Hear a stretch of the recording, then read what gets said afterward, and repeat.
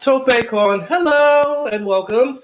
This is episode 92 of the No Spots podcast. We are, yes, count them, 8 episodes away from the big 100. We are here for you. Of course, we are doing this live on Facebook and on YouTube. Hello to all our Facebook and YouTube viewers. And of course, those who are listening to us via the audio, via Spotify, Apple Podcasts, Google Podcasts, and all other podcasts and platforms. We salute you and say hello to you as well. I am DC's People's Champ. I am joined by the Sith Lord from the basement. Sith, how's it going? Hey, it's going great. Hope everyone's had a good week. Man, I got to tell you, WarGames was wild. And by the way, I'd like to thank everyone who's been joining us on our live streams, and those will continue. Champ, how are you today? I'm here.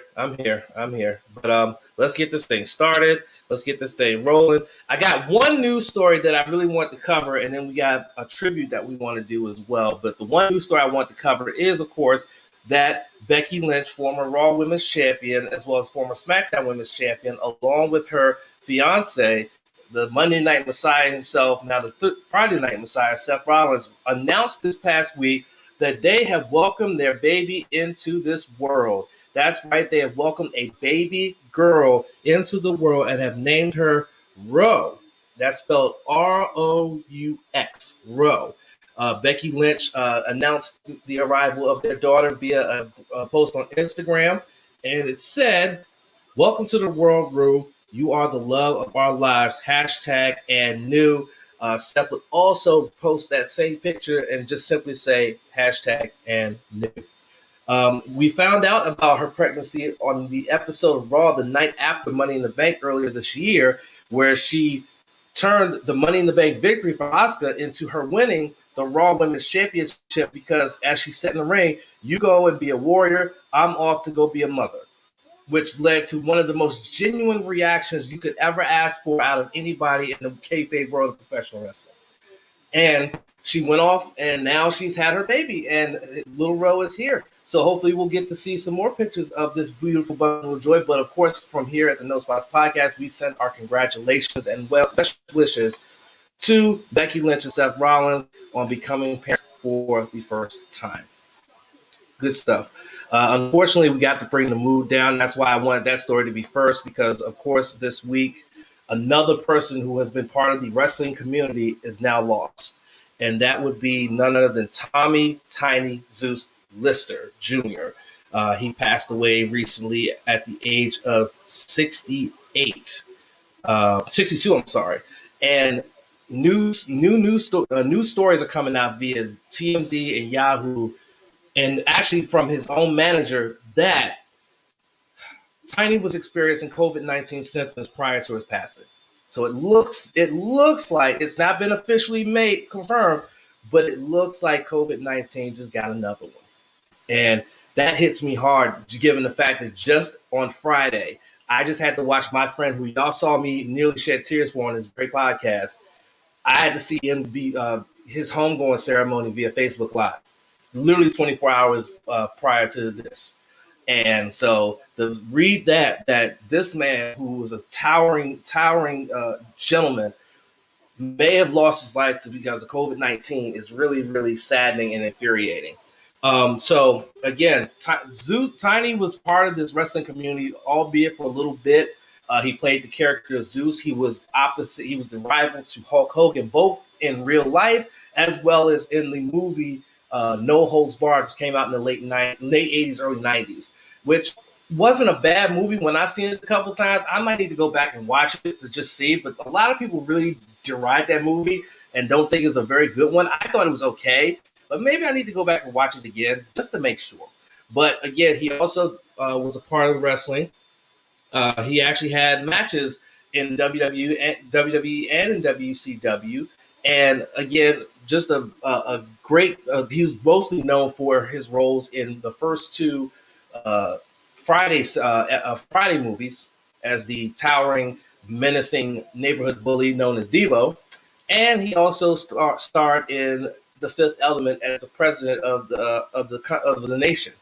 And he had other roles as well.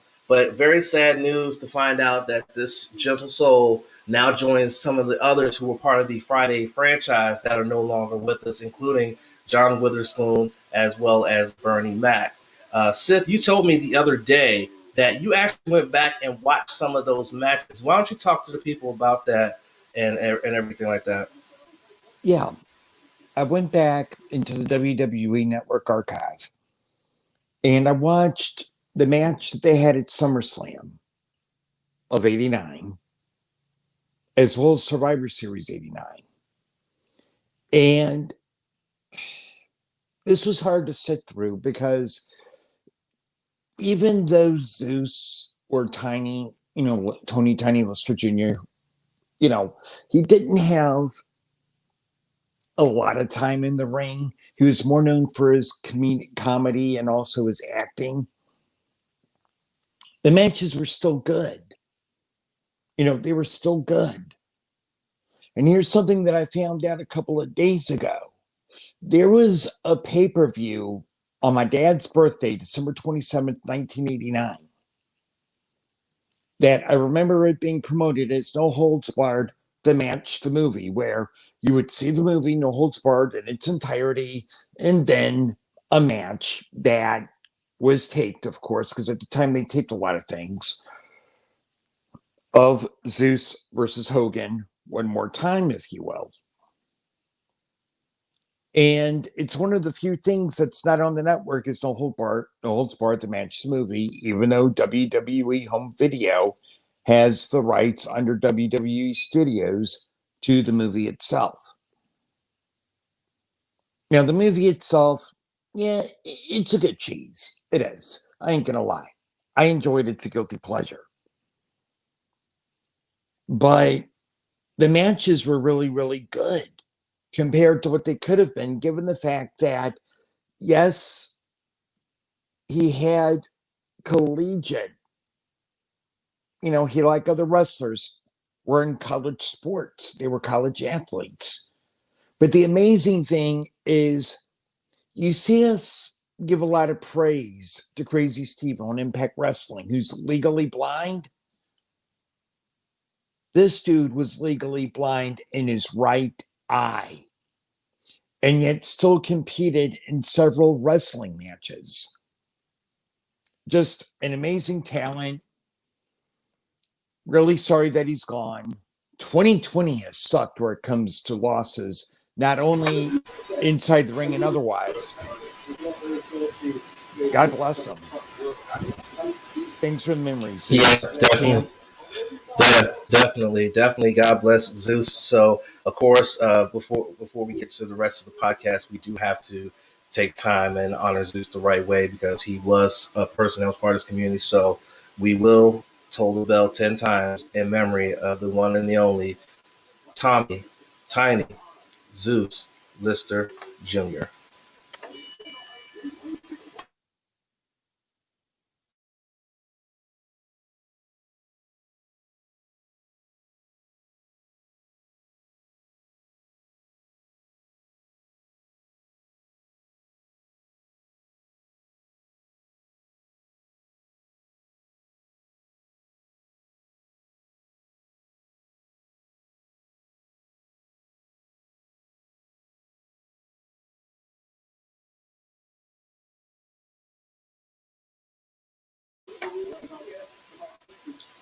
Rest in peace, Tiny. Rest in peace. All right, let's get this thing going here. We got out the way. So I'm going to quickly get into some quick New Japan recap real quick. Let me just get that up there on the screen. So listen, you really want to hear about what happened with that World Tag League Best of Super Junior final? You definitely were going to want to listen to the final episode of Rewind coming up this Monday because my God, that Best of Super Junior final has definitely moved itself up into the running for match of the year, in my opinion. And there have been plenty of hard-hitting, awesome matches, whether it be here in the United States or even in Japan. Like go Show Izaki's recent title defense about a month ago has been in the conversation for match of the year. And then his recent title defense like a couple weeks ago, so in the conversation. But that match between Hiromu Takahashi and El Dorado has now entered the lexicon of being talked about for match of the year. And we're almost to the end of the year. And it's put itself right there as for talk of match of the year. If you have a subscription to New Japan World, you owe it to yourself. You owe it to yourself to go onto that subscription, pull up that event. It took place on the 11th of this month, just 24 hours ago from when we were recording this. And you can either get the Japanese commentary or the English commentary. The English commentary, their calls a little off, but again, they're remote, so that could be explained why it seems like they're off their calls. So if you don't want to deal with that, you can go and listen to the Japanese commentary because they're so much more animated on the Japanese commentary, and I love Milano Kid Electric T. I really love that man. No homo. I do. He's such a. But yeah, Best of the Super Juniors is over. World Tag God are your World Tag League 2020 champions. Hiromu Takahashi outlasted El Desperado in a match, like I said, was match of the year candidate. It even came towards the end of the match. El Desperado actually got unmasked. He actually got unmasked. Yes, Hiromu ripped half of his mask off.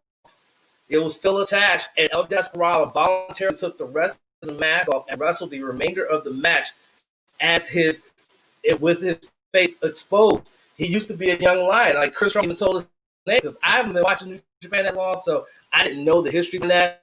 But that's why it was great to have Chris Charlton there because he was able to explain a lot better. That they were young lions around the same time, so that's why this feud that they have is so deep.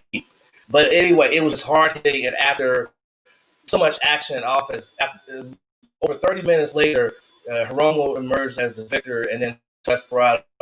Until we retire, we're going to be fighting each other forever. So you owe yourself to go into your New Japan World if you have a subscription and watch that match. And even if you don't, this would be a good time to get a subscription, go back and watch that, as well as be up to date when Wrestle Kingdom comes around on January the 4th and the 5th. That's only less than a month away. So you definitely want to get in on the subscriptions. You can get in on the Wrestle Kingdom. Definitely. But other action in New Japan, they also had the first of 2 nights of Detonation. They've been on the road to Detonation Tour. Now this is the Detonation Tour itself. It's a 2-night, 2-week event.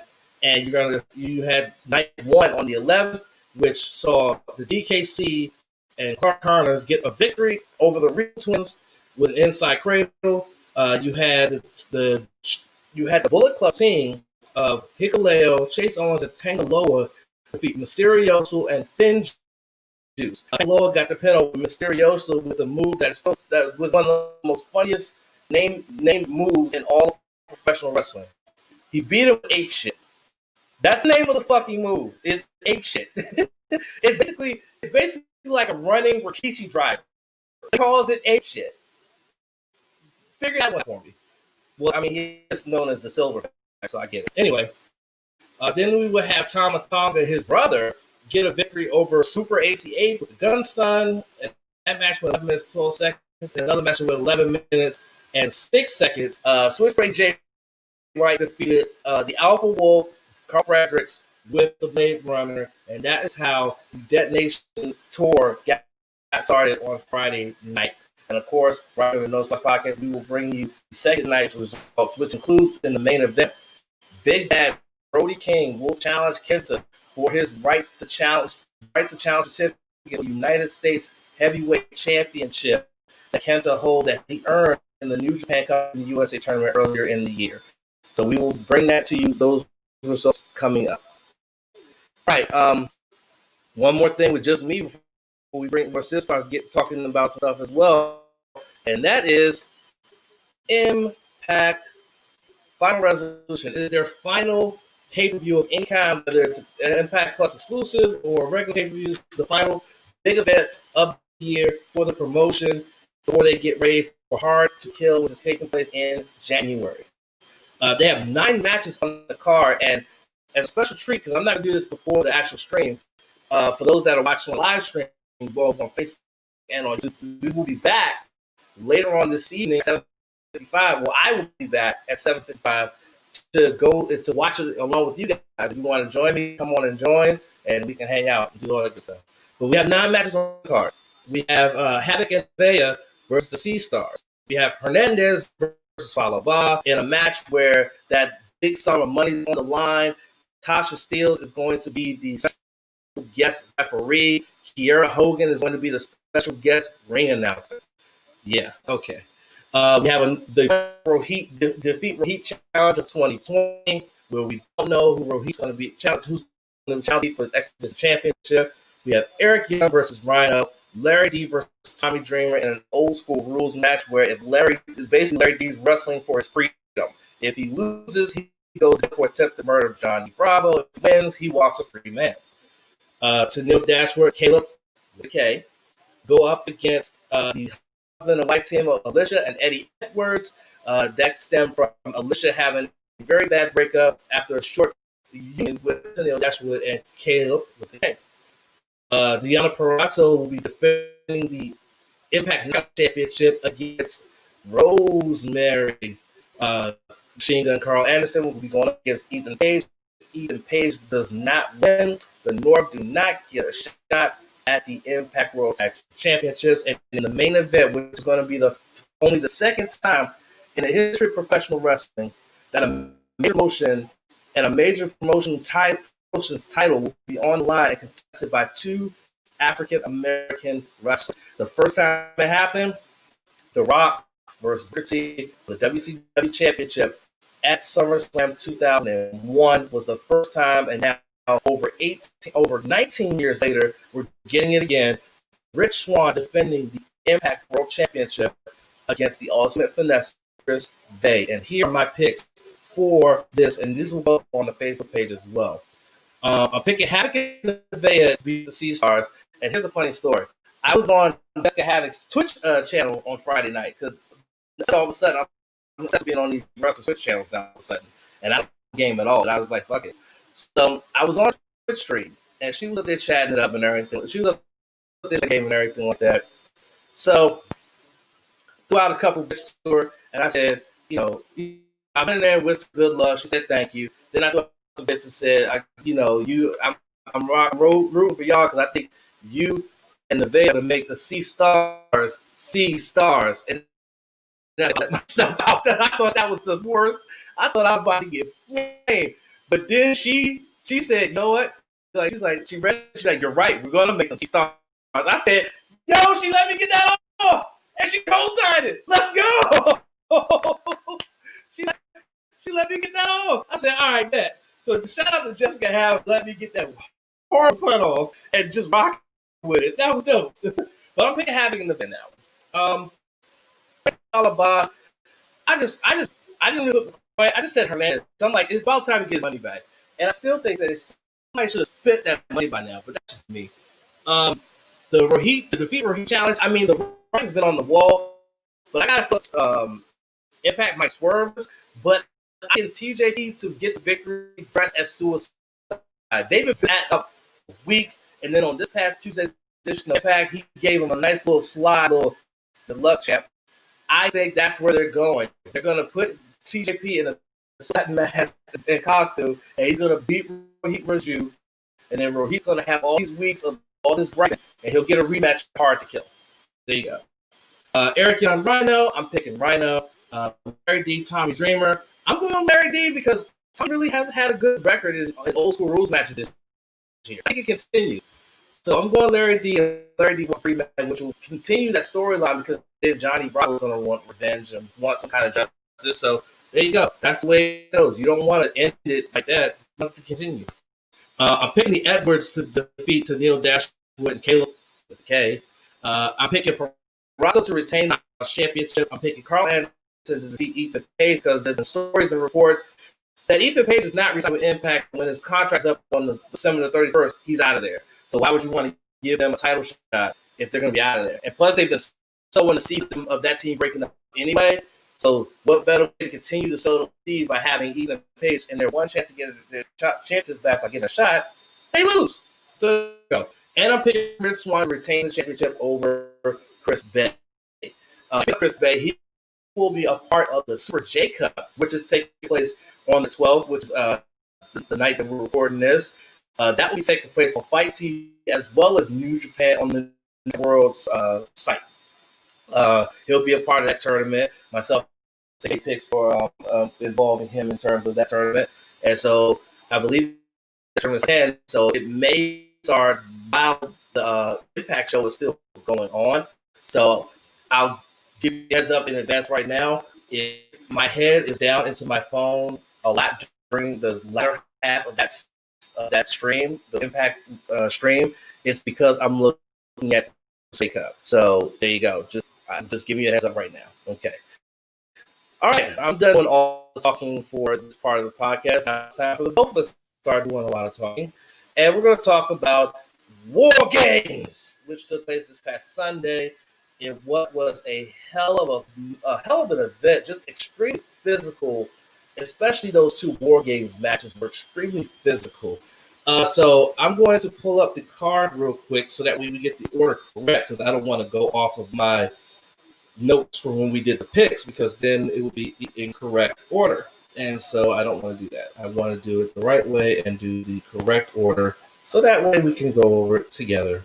So we opened up, like we were doing on the live stream, and we told the story that we saw on the NXT Takeover Kickoff show, that they started the night with the women's WarGames match. What they did was they gave us a sandwich, a WarGames sandwich. The bread was the WarGames matches itself, and then on the inside were the other matches, including that triple threat for the North American Championship. So according to here, there was a dark match that actually took place before the event. It was a 6-man tag match with Legado del Fantasma defeating Kurt Stallion, Ashanti D. Adonis, and August Gray. It was 7 minutes and 48 seconds. So gave the loud crowd that was there a little something. But again, we were open proper with the WarGames match. Team Candice LeRae, Dakota Kai, Raquel Gonzalez, and Toni Storm will defeat Team Shotzi, that be Shotzi Blackheart, Ember Moon, Rhea Ripley, and the NXT Women's Champion Io Shirai. We will follow that with a very hard-hitting and very brutal singles match with Tommaso Ciampa getting the best of Timothy Thatcher with the Willow's Bells. That match went 16 minutes and 46 seconds. By the way, the WarGames match, the first one went 35 minutes and 22 seconds. Keep an eye on that time, folks. Dexter Lumis defeated Cameron Grimes via the submission with the silence in that strap match. That went 12 minutes and 52 seconds. Johnny Gargano would get the victory over Damian Priest and Leon Ruff thanks to some help. A masked figure and a screen mask hit Damian Priest with a steel pipe, eliminating him before Johnny Gargano would hit one final beat on Leon Ruff to regain the NXT North American Championship. It will be his third reign as the champion. That match was 17 minutes and 28 seconds. And then in what was the longest match of the night, going 45 minutes and 1 second, the Undisputed Era's Adam Cole, Kyle O'Reilly, Roderick Strong, and Bobby Fish defeated the Kings of NXT, Pat McAfee, Pete Dunne, Danny Burch, and Orny Lorcan, who are your tag team champions. Whew! There's a lot to unpack with this, Sith. So go ahead and get started with that, and then I'll join. I actually need a drink of water. Cool. All right. Here's where the fun begins, because I went 0-5. But as longtime listeners know, even if I go 0-4 in a pay-per-view, it doesn't necessarily bring down or bring up a grade. I don't use that, but we'll get to that in a bit. Team Candice beats Team Shotzi. This was an insane opening to the night. Okay, where you had the stories built up from the jump. In Shotzi Blackheart, she's got a new tank that went shot off an airball right to the WarGames thing. And I really love how they were able to do the two ring, how they had everything structured to do WarGames within the CWEC. That worked out well. That worked out as well. Anywho, Enjoyed the utilization of Indy Hartwell. And also the spot where Io Shirai comes into the match on top of the War Games second ring part of the cage in a trash can, and boom, just comes in. That was an insane spot. Now, she had to come into the match eventually to make War Games official. Okay, unless it's announced right and official, War Games does not turn into the match beyond until all 8 competitors are inside of the cage, inside of the War Games structure. All in all, it was an amazing opening War Games match to open the night, and it's definitely how you want to open things up. Okay, match number 2. Ciampa beats Thatcher. After the ladies opened things up, took things up to an 11, we kept it going a bit here with Ciampa versus Thatcher. In this one, both guys looked as though they were going to win and lose as well. Exciting match. It's definitely one that keeps the card at, matter of fact, Champ's grade gradually went up slowly but surely, upticking a bit as the night goes along. And for people complaining that Thatcher was hurt in this L, as far as his standing goes, he was not hurt at all. You got to understand how booking happens. Thatcher was not hurt, okay, as far as booking order goes. Yeah, both he and Ciampa probably had minor injuries, and we know that people on Team Shotzi, Team Candice, Team Undisputed Era, Team McAfee, they all had bumps and bruises too, some more severe than others. But as far as pecking order goes, nope, it didn't hurt Thatcher. Lumis defeated Cameron Grimes. This was the shortest match of the night, but it also took a while to get official because Cameron tried to play his little game. Now, the game that he tried to play here is a strap match doesn't start officially until both competitors are attached to a strap. Well, it took a while for that to happen because Cameron's like, man, I'm going to try to build this up and I'm going to try to do as much as I can before the match becomes official, which was a smart move. Very cagey, but very beneficial and smart. There you go. Both gents walked away knowing, well, they've been in a fight in this one. It was a wild encounter with spots that were absolutely insane. And the cool thing about this match is that the 12 minutes and 52 seconds that this match was official, it went by fast. You wouldn't know unless you were watching the timer how quickly the match was going, because it just went by like that. Triple threat match. Johnny Gargano defeating Leon Ruff and Damian Priest to be your third time and new NXT North American champion. Whew. Solid match. And like with the other matches of the night, you had spots where you thought, man, it's over. Then nope, they take you for a swerve. There were times when I thought that Damian Priest was going to pull it off. There were times when I thought Gargano had already won it. There were times when I thought that Leon Ruff was going to be able to do a shock again and do it again. Nope. Some people got upset about the shock reveal of Austin Theory. I'm not. Okay, it's a nice shot in the arm for Austin Theory, who's needed a really good way to hit a reset button. This helps him. But also the fact I'm not mad that Gargano won, because Gargano is one of the standard bearers of NXT. And it's time for him to get a decent run with this title and not have the Gargano curse hit him. It's time for him to have a good run. And I think that's what's going to happen here. But all in all, I got this as well as the rest of the matches wrong, but I thoroughly enjoyed it as it maintained the night. And then you get to the main event. The Undisputed Era versus the Kings of NXT. it's really cool how they bookended War Games. You open with the women.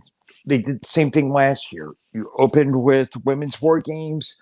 You closed it with the men's War Games match. This match leaves you stunned, breathless, amazed, and just in awe. Who in the fuck could see Pat McAfee going from on top of the cage and doing a swanton bomb? Who? I mean, the spots that were in there, you had the tables that had the names of the Undisputed Era that didn't fully go into play, that didn't go as planned. You had, I mean, I remember watching it with Champ live and we're going, and we were both thinking, this isn't going to end the way that the Kings wanted to end, but it's a cool idea. All in all, it was just an amazing match. And it defied expectations, and it's a solid way to end your night where it comes to War Games. All in all, what can you say about War Games? You know, this brought back, as it does every year, the fun of the earlier sets of matches back from the Jim Crockett and, WCW era, without the top, of course. But it leaves a lot more to the imagination, though.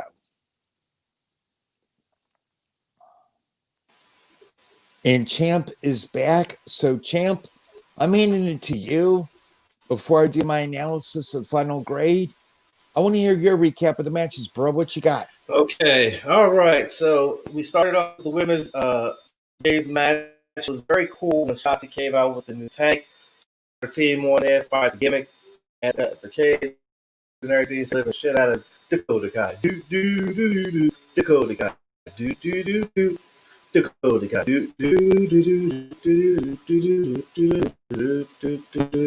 Yeah. That scared the Jesus out of her when that happened. I like sequencing of who came into the match. We were actually calling those on the live stream, which was pretty cool.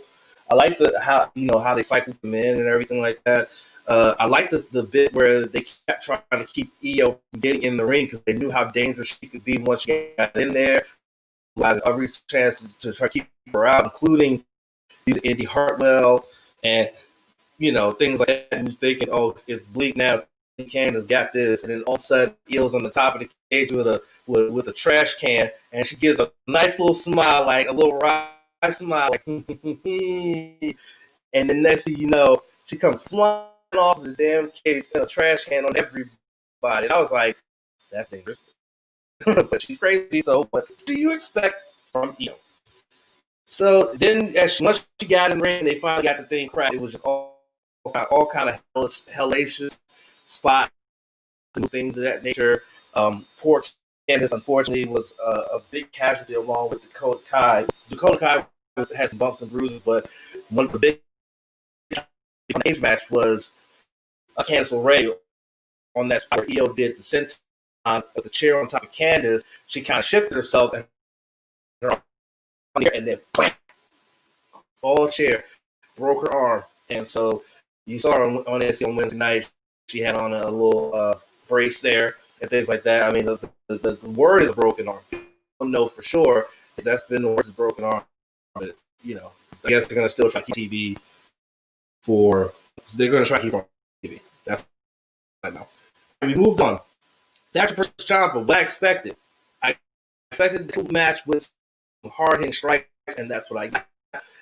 When, you hit somebody for real, you hit with and split your ear open, and we both figured out who's like, where's the blood coming from? And then finally they showed a close up of the ear, and then they showed the moment when it happened, when Ciampa with the knee strike, and Thatcher turned his head, and the knee caught him flush on the ear and busted him open. And I think that messed him up.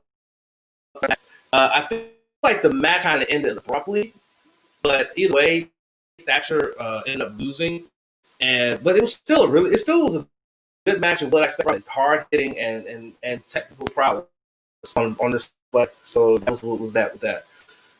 Dexter Lumis versus Cameron Grimes was a bit of a disappointment.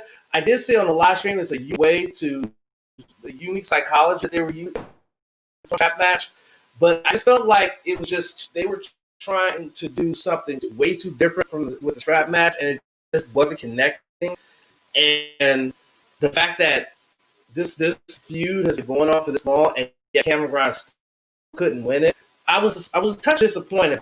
It didn't affect the grade, but I was a touch disappointed when I look back at it. I was a touch disappointed with how that match played out, but that was just me.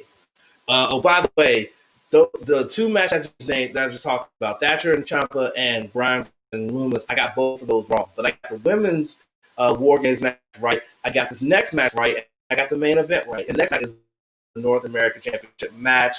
I love the work in there where, you know, Darius is not trying to hurt Leon Ruff. He actually likes Ruff, but then finally he decides, okay, enough is enough, and I'm just going to do this, and he does, and this is what we get. We get he gets absolutely battered. He gets walked to the back, and we're thinking, I was the first one to say, oh, he's going to be back. He's not out of this match. He's going to be back. Damn, he's back. Which, of course, he was. I love the work between Johnny and Damian. They really worked well together. So really good to see that. Even with the bit, all the guys in the screen masks coming out and stuff like that, I really felt that it added to that because they teased so much throughout the build. They teasing like, yeah, he's got these people in screen masks that are going to help him, and ultimately it would be the one in the Austin Theory that would be that would get ultimately play a hand in that. With Leon Ruff being the one to take the pin, which I think was a smart booking decision. Keep Darius looking strong and have Johnny beat the person who somehow managed to beat him not once but twice for that championship. And now NXT North American Champion Johnny Gargano for the third time. We'll see if he has a successful first reign or not. Hopefully they kind of get rid of that. And then the main event. It didn't feel like it was 5 minutes. It really did not. But again, when you're sitting on live stream and you're just watching all of what the hell is going on, then you have no sense of time. But it really did not feel like it went 45 minutes, but it went 45 minutes. And it was just spot after spot after spot. Pat McAfee just going in there and showing that, listen, I've been training. I can be a wrestler if I want to. And it also having the attitude behind it, but also leaning on his boys to be more like his cover, because it's not like Pat McAfee can't work. He can work a little bit, but I like the dynamic of the boys being his cover to make sure that the Undisputed Era didn't get after him. Overall, just so many big spots. Adam Cole. Listen, fam. You make money in WWE. There's no reason you should be taking a bitter end into the chair like that. That why? That was unnecessary. So much went on. The Panama Sunrise, which he kicked out of, that was symbolic because that's how he beat Pat in the first encounter. So for him to kick out, just sent that message like, guess what? I'm stronger now. So that ain't going to do it. Kyle O'Reilly ended up getting the victory, which is big. And I should mention in the women's match, how Kel Gonzalez pinned the women's champion. So it looks like she's going to be next to the championship. But this one right here, Kyle O'Reilly getting the victory. And there were some casualties in this one. I think the big casualty, though, was Fish suffered a torn tricep. He had to reattach the tricep, according to him, in that video package they did on Wednesday. And so he's going to be out for a long period of time, which means now it's going to be who's going to be Kyle if they decide to go after the tag titles again. But overall, again, this was a fun show just because of the fact that, I mean, the WarGames matches, the bookend WarGames matches gave us excitement from at the start, and then even more excitement at the end. Like I said, this match was a bit disappointing for me. Like I said, it wasn't a bad match; it was just disappointing, especially given how bitter this feud is. The North American Championship match was well done. The psychology and the character play in this one just made it what it was, and then adding in the Scream ass dudes that they've been teased throughout this whole thing. Just added to it. It wasn't too much for me. And overall, it's just a fun pay per view to watch. It was fun to watch and just sit and watch and everything like that. Sid, really quickly, what's your grade on this one? We got a lot to cover on this one. We got a lot to cover. Yeah, we do. All in all, NXT did what they do best: entertain the hell out of the fans, give them exactly what they should get, and keep them wanting more as you head towards, in this case, New Year's Evil, given that the next takeover likely won't be until February.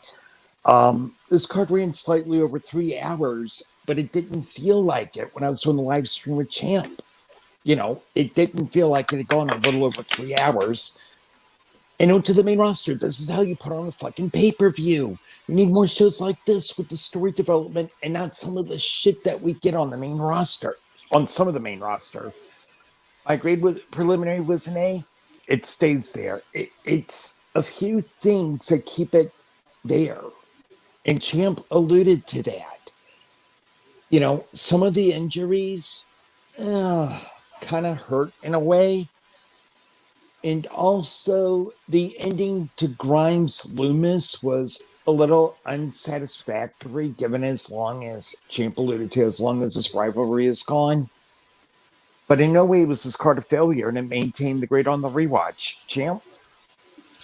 Yes, my preliminary grade was B plus. I didn't want to be too optimistic about where this could go, but as pay view went on, my grade gradually, slowly went up, and it definitely delivered. I said Grimes and Loomis was the only disappointment of the night, but it didn't affect the grade one little bit. It didn't affect it going up, and it definitely didn't drop it. It kept it where it was, and then the booking WarGames match definitely made it a very enjoyable card. And it sucks about the injuries. I mean, it's a match, so you could expect injuries, but hopefully everybody's okay. We'll be okay, and we'll get back to it. So, all right, let's move on. That is a recap of NXT Takeover WarGames. Again, next week on next podcast, we will be previewing TLC, which, unlike some Survivor Series, this has actually been being built a lot better TLC than it was, which is crazy because Survivor Series is your big four pay-per-view. Yet TLC, which was a concept pay-per-view that only came out in the last few years, is now being better, has a build in terms of their matches than your big four pay-per-view. I digress. All right, let's talk about Raw. And you know what? I'm gonna do something different. I'm gonna start this one. And start the next one. Monday Night Raw, what can I say? First off, I was very sad that Alexa Bliss was not on the show. The character work that she's been doing has been really, really good, and I was hoping they were going to keep it going. But then that leads me to another takeaway, and that's the finish of the main event, which was very brilliant, very well done. Clearly, it was taped, but it still was well done. And then it also made Liz's absence make a lot more sense because of Randy Orton thinks that she is his weakness, and so for her being there, he showed that he's strengthened without her. So it made sense. I hated that she wasn't there, but it made sense at the end. So if this story, this rumor that Vince is sending guys back to the Performance Center to get some training twice a week is credible, can you send Lana and Nia there too? Be good. Because listen, if you're going to have either one of them be a champion, whether it's tag team or otherwise, they might need to get a little bit better, especially Nia. So if you're really sending guys back to the PC, send them two back to it, please. Let it work. Next, I'm noticing that even though AEW and WWE are rivals, they have one thing in common. And it comes to their women's division. They're not giving their women's matches a lot of time on TV. And that was evident with that match with Asuka and Shayna. They didn't get a lot of time. And then anything on SmackDown we'll get to. The only place where the women get more time on TV is NXT. They actually main evented this week's NXT. And yeah, Sasha and Carmella main evented SmackDown, and they got more time. But typically, the women aren't getting a lot of time on the air, and that's the same thing with AEW. And if WWE wants to continue to show that they have a high class women's division, they might want to give those women more time. They have 3 hours in a show, and they fill it with more skits than matches. So you can give those women more time in the ring.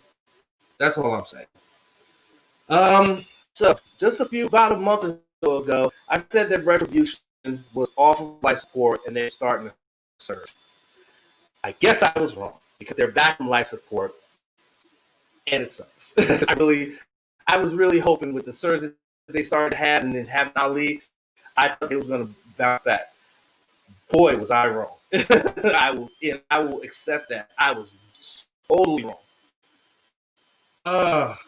So if you grew up with brothers, if you're a male, you grew up with brothers, 9 times out of 10, you guys have a dispute or something, someone did something wrong, we only do to hash things out. You fight, you get it off your chest, and then you go on about your day, y'all go on and do something.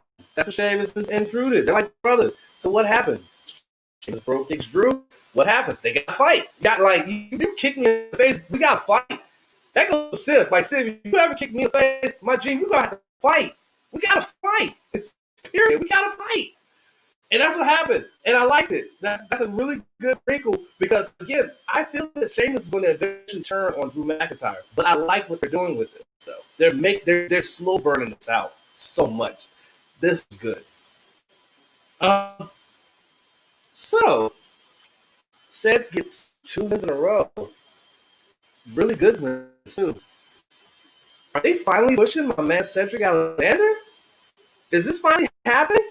After he joined the WWE via the Cruiserweight Classic, where even after he lost in the semifinals, everybody just chanted for him. They signed him. Is he finally getting that push? Is he finally going to get that big push? Let's find out. Okay, this character that Riddle's doing, this whole going around rattling the people like they're his friends, I don't like it. I'm not a fan. I'm not a fan at all. I love his in-ring work.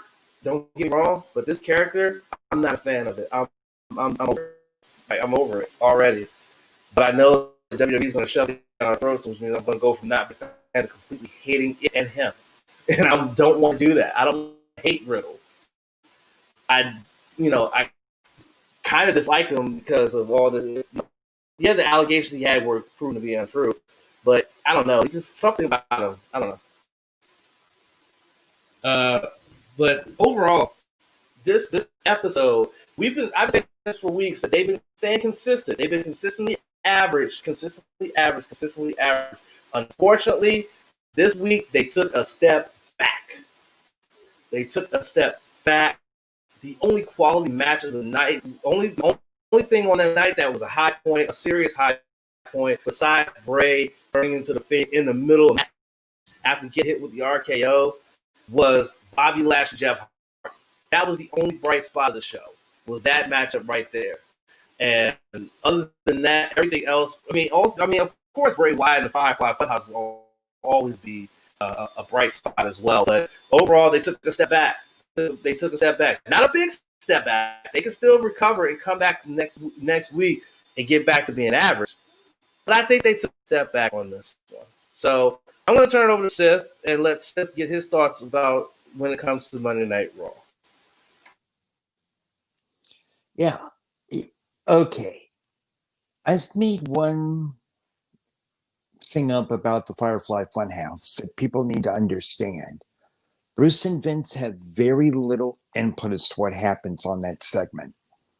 You can actually tell the difference between scripted by creative promos and promos that are done mainly with the wrestlers. Firefly Funhouse is definitely out of Bray's mind. It is a far cry away from what Vince and Bruce would do. I got a big problem here. Asuka basically got a jobber entrance because we needed Nia Jax to pump up Shayna Baszler. What? That's trash. You do not treat your women's champion like that, where you have them in the ring waiting for an opponent and having the opponent backstage needing to be pumped up. No, that's not how you do it. Now, another slightly good thing, 3 weeks in a row, Lana didn't go through a table. Okay. Um, and actually, Nia took a bump on the announcer's table. But I see them possibly retaining at TLC.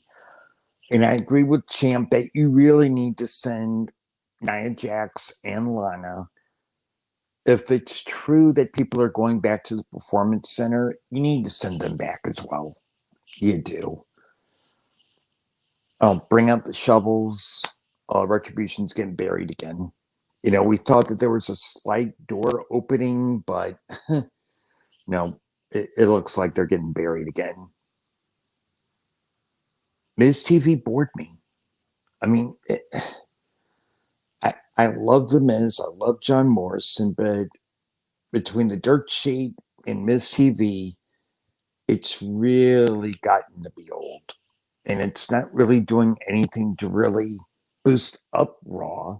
It's mainly there as filler now. And honestly, it deserves we the fans deserve a lot better. If you're going to have these filler segments, we deserve better than this. Cedric versus Kofi. We did not need Miz TV to prop this up because it was a good match, as well as Bobby Lashley versus Jeff Hardy. That was a good match. For people that aren't paying attention, as Champ said, they're planting the seeds for Drew versus Sheamus. You don't. They're building it. They're building that story arc. And it's important to have stories that are built and not just pulled out of your ass one week and then discarded the next. That's not good booking. And it was pretty predictable to push along the story of Randy Orton versus Bray Wyatt to have the Fiend show up with the mandible claw. Overall, Raw was bad this week. It wasn't as bad as some people have said it is. But given that the last several weeks it's been consistently average, and we've been saying, hey, keep this up. You're being consistent. It took a step or two back this week, and I'm hoping it takes a step to one or two back forward to being average this week. Champ, floor is yours, homie.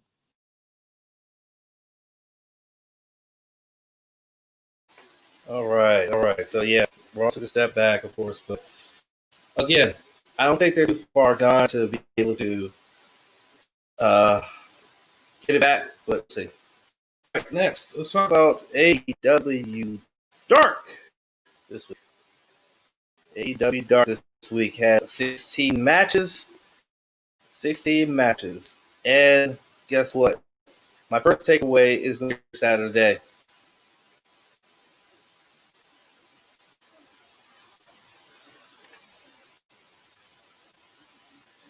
Sith will start it off, but I just want to get. Sith want to start it off, but I'm going to get this really quickly. This week's episode of Dark runtime was 2 hours, 10 minutes, 58 seconds. That's just under 6 minutes shorter than last week's episode, which had 17 matches. Okay. So again, they're getting shorter, but I'm pretty sure they're going to get back longer again. We'll see. But that is your stat of the day. Cool. Okay. Hold on. Let the thing play. Oh, sorry, I couldn't hear it. You couldn't hear it. No. Oh shit. That's why. Because guess what? The screen was muted. God. Oh snap. I totally fucked that up. I'm gonna put that in post. Fuck it. Do it, man. Do it in post. All right, look. Fuck it. Go ahead. Go ahead. It's all good, man. All right. I'm gonna get my shit off here for a bit when it comes to AEW Dark. We're gonna have a little bit of fun here in the basement, all right? Baron Black. Baron Black is developmental, okay? And the cool thing is he's been doing some training at the Nightmare Factory and outside of Atlanta, and it's starting to pay off. So, one of the cool things about AEW Dark is that you have this talent that's gradually improving. And Baron Black's one of them. And Taz on commentary is fucking gold. All right. He's saying point blank, man, put some respect on the FTW championship. A lot like what Moose does with the TNA World Heavyweight Championship. I want to give Danny Limelight Chan a chance to grow in development, and I'm going to see more of him. But come on, you're putting up against the machine. Nah, ain't no way. Um, I'm going to say this one more time. The haters of Nyla Rose need to take several seats. A lot of the hate deep down is transphobia, and Champ and I won't stand for it. Neither will Donnie Wrestling. Oh, man. Marcus Stunt's a decent singer, but did y'all notice that Britt Baker D&D in her segment, The Waiting Room, got the shade thrown back at her by Dustin Rhodes? Ooh. Dustin, you're still a savage after all these years. I'm going to put some respect on number 10 because he's shown really good promo work in the ring for the Dark Order of late. Um, People forgot in that losing streak of Peter Avalon. People forgot something Peter Peter Avalon. Now, Peter Avalon, the guy can fucking wrestle. He can wrestle. And he's showing that, hey, that losing streak, yeah, okay, it was a good joke, but I can wrestle. That's a good thing. If there is going to be a 6-man tag team championship title in AEW, the Gun Club, I think, are contenders for it, but obsessing over Team Taz could be a big mistake. It could be a big mistake. Danny Jordan's starting to improve in the ring, but she's still a ways from getting that first W. And if she hasn't been signed yet, it'll be a couple of weeks or a month or so before she actually gets signed as All Elite. But she's getting there. I know that Marcus Stunt in the ring is not everyone's cup of tea, but he's proving that he's got ring skills to boot along with the charisma. And as was noted a couple of weeks ago, one of his best friends in the business off camera is Sammy Guevara. So he's got a really good in-ring peer to help guide him along, which is good. Congrats to Brandon Cutler. You're now officially over 500 this year. Although in this match this week against Fuego del Sol, there were signs that win streak could go down and he might lose and he could have lost. But it is what it is. Skylar Moore is gradually getting closer to that elusive first W. I'm going to put some respect by her name. I'm really enjoying watching her improve. I'm tired of people sleeping on Big Swole. All right. She's a solid wrestler. She has this attitude of, look, not only am I going to improve, but I'm going to elevate the talent on Dark. This is one of the reasons why she's number one in the women's division rankings wise. This is why. She's just really, really good. I'm going to skip over Sothera Chun and VSK versus Hybrid 2 because it was a foregone conclusion H2 was going to look strong. But, what do you expect from my guys, Hybrid 2? Love those guys. Tisha Price is starting to get better in her development with AEW. Diamante won, but it wasn't easy for Diamante. It wasn't one of those matches where Diamante could just pull it and 2 minutes later she's won. No, Tisha Price actually gave her a run for her money. So that was a good thing. AEW is listening to this podcast. They're taking notes on how to develop their women's division, period, end of story. Freya states in her debut looked decent and is not a pushover to someone like Shayna. That's awesome. The Acclaimed had me in tears from laughing because of their Nate Robertson reference. I mean, Caster dropped that and I was in tears. Because Nate, I mean, that was just wild. But the Acclaimed are definitely getting better. And I expect them to be in the tag team division contending. I'd say by summertime, they'll be contending for the titles possibly, or in the top 5. Look at, they're on the up and coming. You know, Colt Cabana, I'm still not sure is fully with Dark Order after all this time. I don't think he's very hip to what's going on with the Dark Order. I could be totally wrong and he fully joins in as a full member, but I just don't see it. The main event was good against the Varsity Blondes, but you could tell that he and Alex Reynolds, Colt and the Dark Order, they're not totally focused on the same page. But overall, Dark was good. Dark was good. Dark Order had a pretty decent night, and so did the women's division. And you had development talent doing what they need to do. So, champ. Okay. All right. So like I said, they had another 2-hour runtime again, but for the last week's episode. And just as we just said, alluded to in his points, the women, their development and women's division talent, the division as a whole continues to just get better. They had another solid outing for this night. They had 6 matches. I think my one pick though is give a couple more minutes extra. Give them a couple more minutes extra. 4 and 5 minute matches. Let's give them 7. Give them 7 minutes to really show what they can do, because they can get a lot done in 7 minutes. I've been in a wrestling match. You get a lot done in 7 minutes. Seriously, So give them 7 minutes and let's see what they can do. Okay, right. Britt Baker, DMD. I got to give you decent advice. You never bring a petty night to a petty gunfight. Always remember that. Never bring a petty night to a petty gunfight. Thank you for coming to my TED Talk. Anyway. So the Dark Order, they only had 2 matches on the card this week. Normally they don't have maybe 3 at the most. But they only had 2, and they fell just a bit short of claiming AEW Dark Order.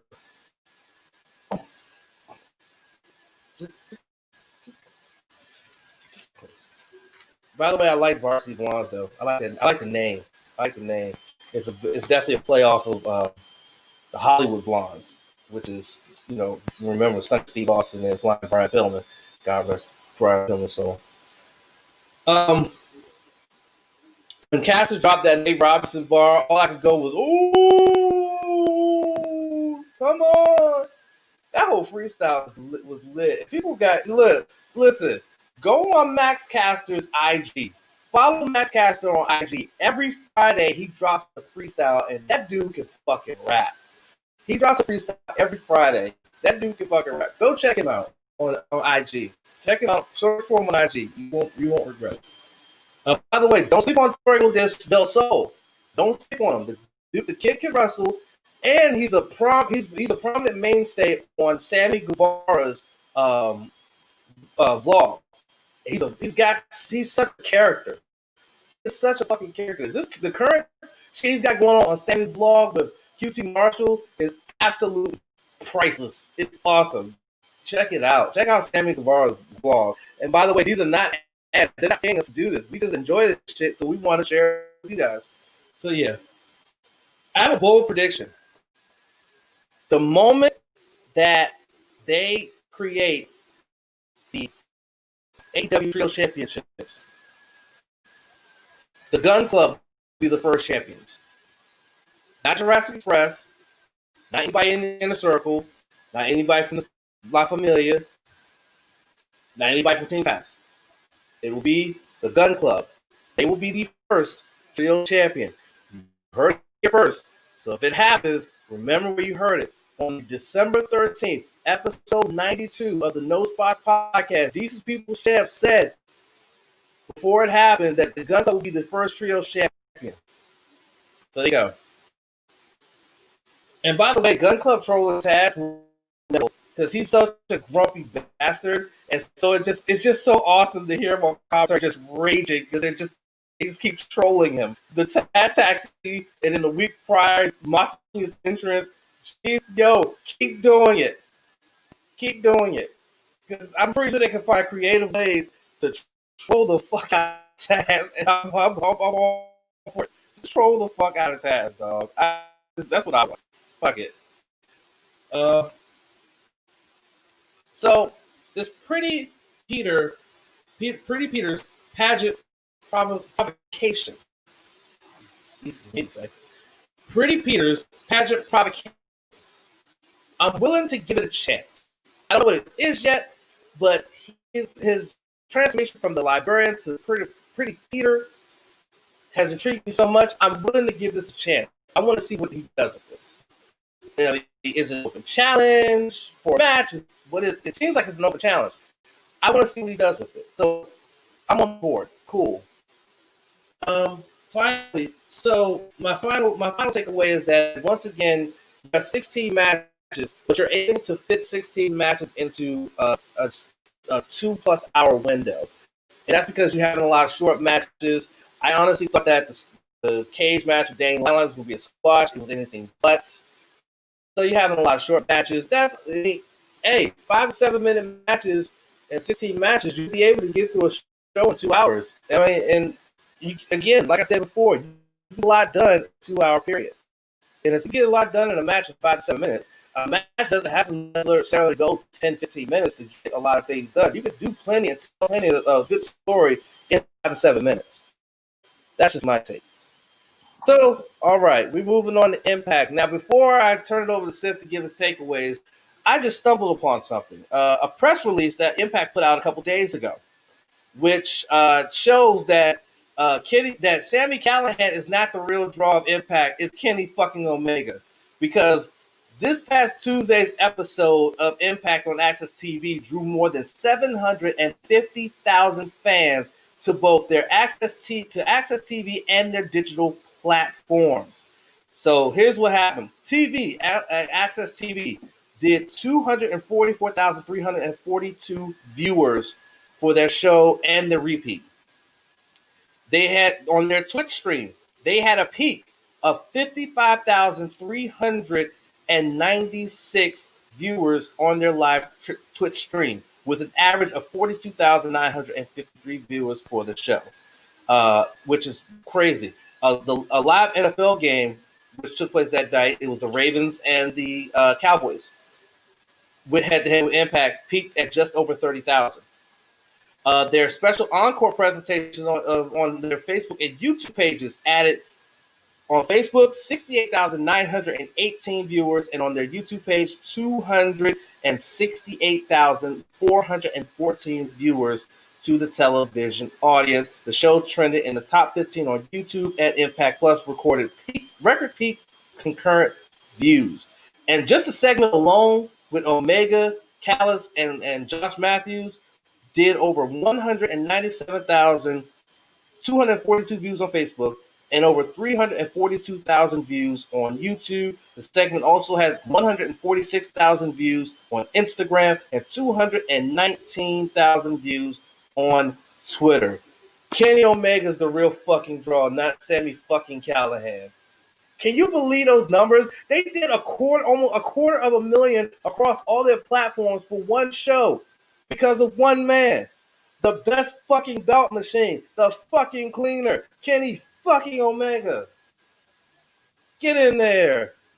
All right, Seth, talk your shit about Impact this week. Oh, yeah, Impact.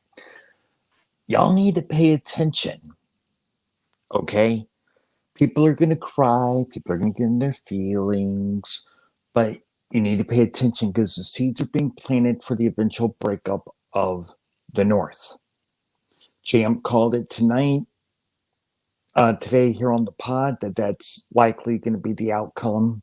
And I agree with him that, yeah, Carl Anderson will win tonight.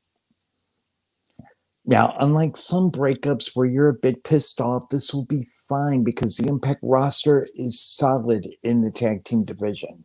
So to have a breakup of the North, it's going to be sad, but there's no reason to be pissed off about it. And we got to pull over the pot here for a minute because we've been telling y'all for weeks about a possibility of emerging of the Impact World Championship and the TNA World Heavyweight Championship, and this is slowly being planted. Disregard Kenny Omega for a minute and what some people are saying could happen with Omega versus Swan. How about Swan versus Moose and unify that? You heard it here first. You know, that AEW promo is like the old school NWA promos from the Jim Crockett Promotions era. And a slight tease of Tony Khan buying Impact adds for a good storyline as well. But deep down, I know he's not buying it, but it was a nice little veiled idea that was thrown in there. It's good to see the real wrestling, the real wrestling, professional wrestler Brian Myers and TJP. Those guys were underutilized in WWE, so it's good to see them on Impact and being able to show off their talents on a weekly basis. The Deaners learned a lesson. Joe Dory and Eric Young are not fucking around. Champ, I still don't know the end game for Dorian Young. I'm still trying to figure it out. It's painful to try to figure it out, but this is the best Eric Young we've seen since his last run in TNA before he joined NXT. I can tell you that much. And what Dory's doing back from Japan, I, I, I don't know. I still don't. Um, Sammy Callahan, the guy is he's a bona fide legend. And Alicia going, oh, wait a minute. Just wait. I got something for you. And her husband, Eddie Edwards, adds another page to their lengthy rivalry between Sammy Callahan and Eddie Edwards. So that was awesome. And Josh Matthews, I'm going to say this one more time. Stop hating on Moose. He is our TNA World Heavyweight Champion, fam. You would have proclaimed someone else as the champion, EC3, had they won. So just stop already. Just stop complaining. Take a seat. People need to stop whining about the main event because it was needed to help set things up for Final Resolution. Bay versus Swan on Final Resolution. And that interview, oh man, I would love to see Kenny Omega versus Rich Swann. That would be an amazing fucking match. I would love to see matchups like the Good Brothers versus FTR. I don't know where they're going with this idea of Impact working with AEW, but I can theorize that between AEW, Impact, New Japan Pro Wrestling, Ring of Honor, although no one's officially working with them yet, and even AAA out of Mexico. You get the five of those organizations to get working together and talent moving in between promotions, the way the old school NWA worked before the company started getting bought out and everything. You could see some really intriguing matchups deep down and some really intriguing stories too. So overall, Impact delivered yet again, you know. But Champ, I want to know your take on what I said though a few minutes ago. That I have no fucking idea what the end game is for Joe Dory and Eric Young. Dog, I can't figure it out. At this point, I'm just waiting to see what's going on. But it doesn't take away mine because I keep having to see it as a take, it's going to get repetitive. So I'm waiting to see. I'm going to see where they're going to take this. But I mean, Eric Young's going to be facing Rhino on Friday, so maybe there might be some answers there. I don't know. But before I get to my takeaways from Impact Wrestling, real quick, just a bit of a cleanup here. I mentioned during the recap of NXT WarGames, NXT Takeover WarGames, that Bobby Fish had an injury where he had surgery on his tricep. To find out it wasn't as major as it seemed. Like he had to completely redo his triceps, where he would be out for 6 months. Instead, he parted the cage and it caused him to bleed. It severed his elbow and caused his triceps to get nicked, but not completely torn. So they were able to just put it back together. It was considered a minor surgery, and he'll only be out for about 4 to 8 weeks. So he'll only be out for 2 months instead of 4 to 6 if that had been a legit serious tricep injury. So good. So he'll be missed for about 2 months. So there you go.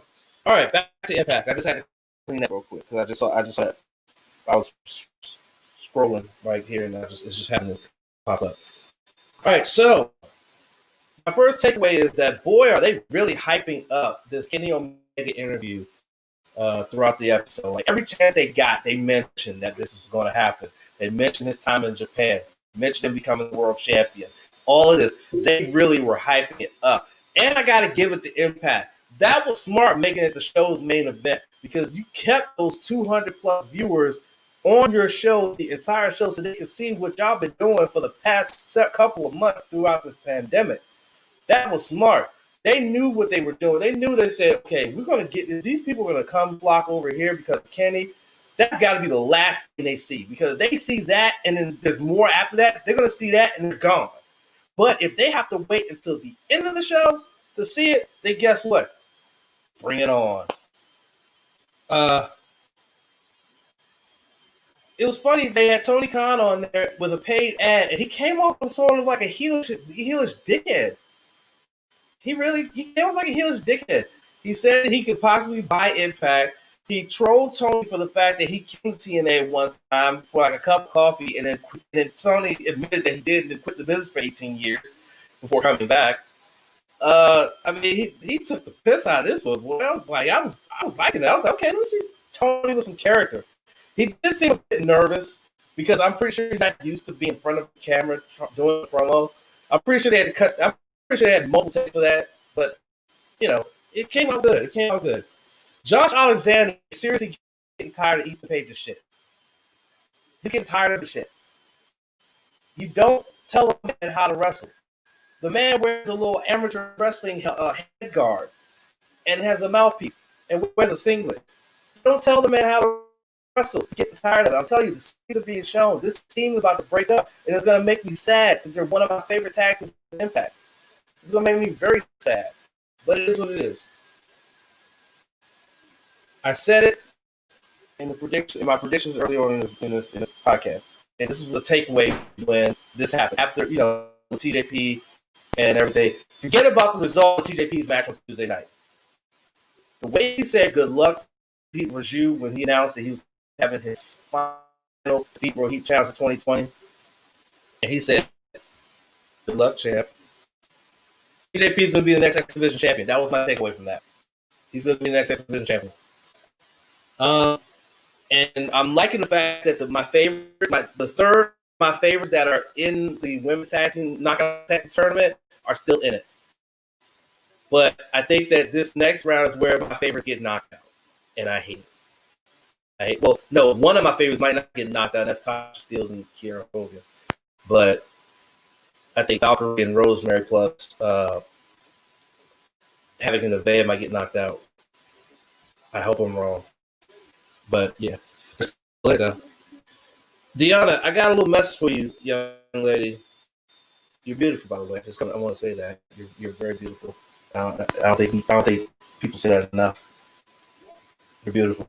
But my real message is this. You gotta learn not to approach Scott D'Amore when you're pissed off. You gotta learn not to do that because now you gotta face the undead assassin for knockout championship. And she's been on a roll. She pinned your girl Kimberly. And she's been on a roll. And you went and go piss more and now you gotta face her. Sorry.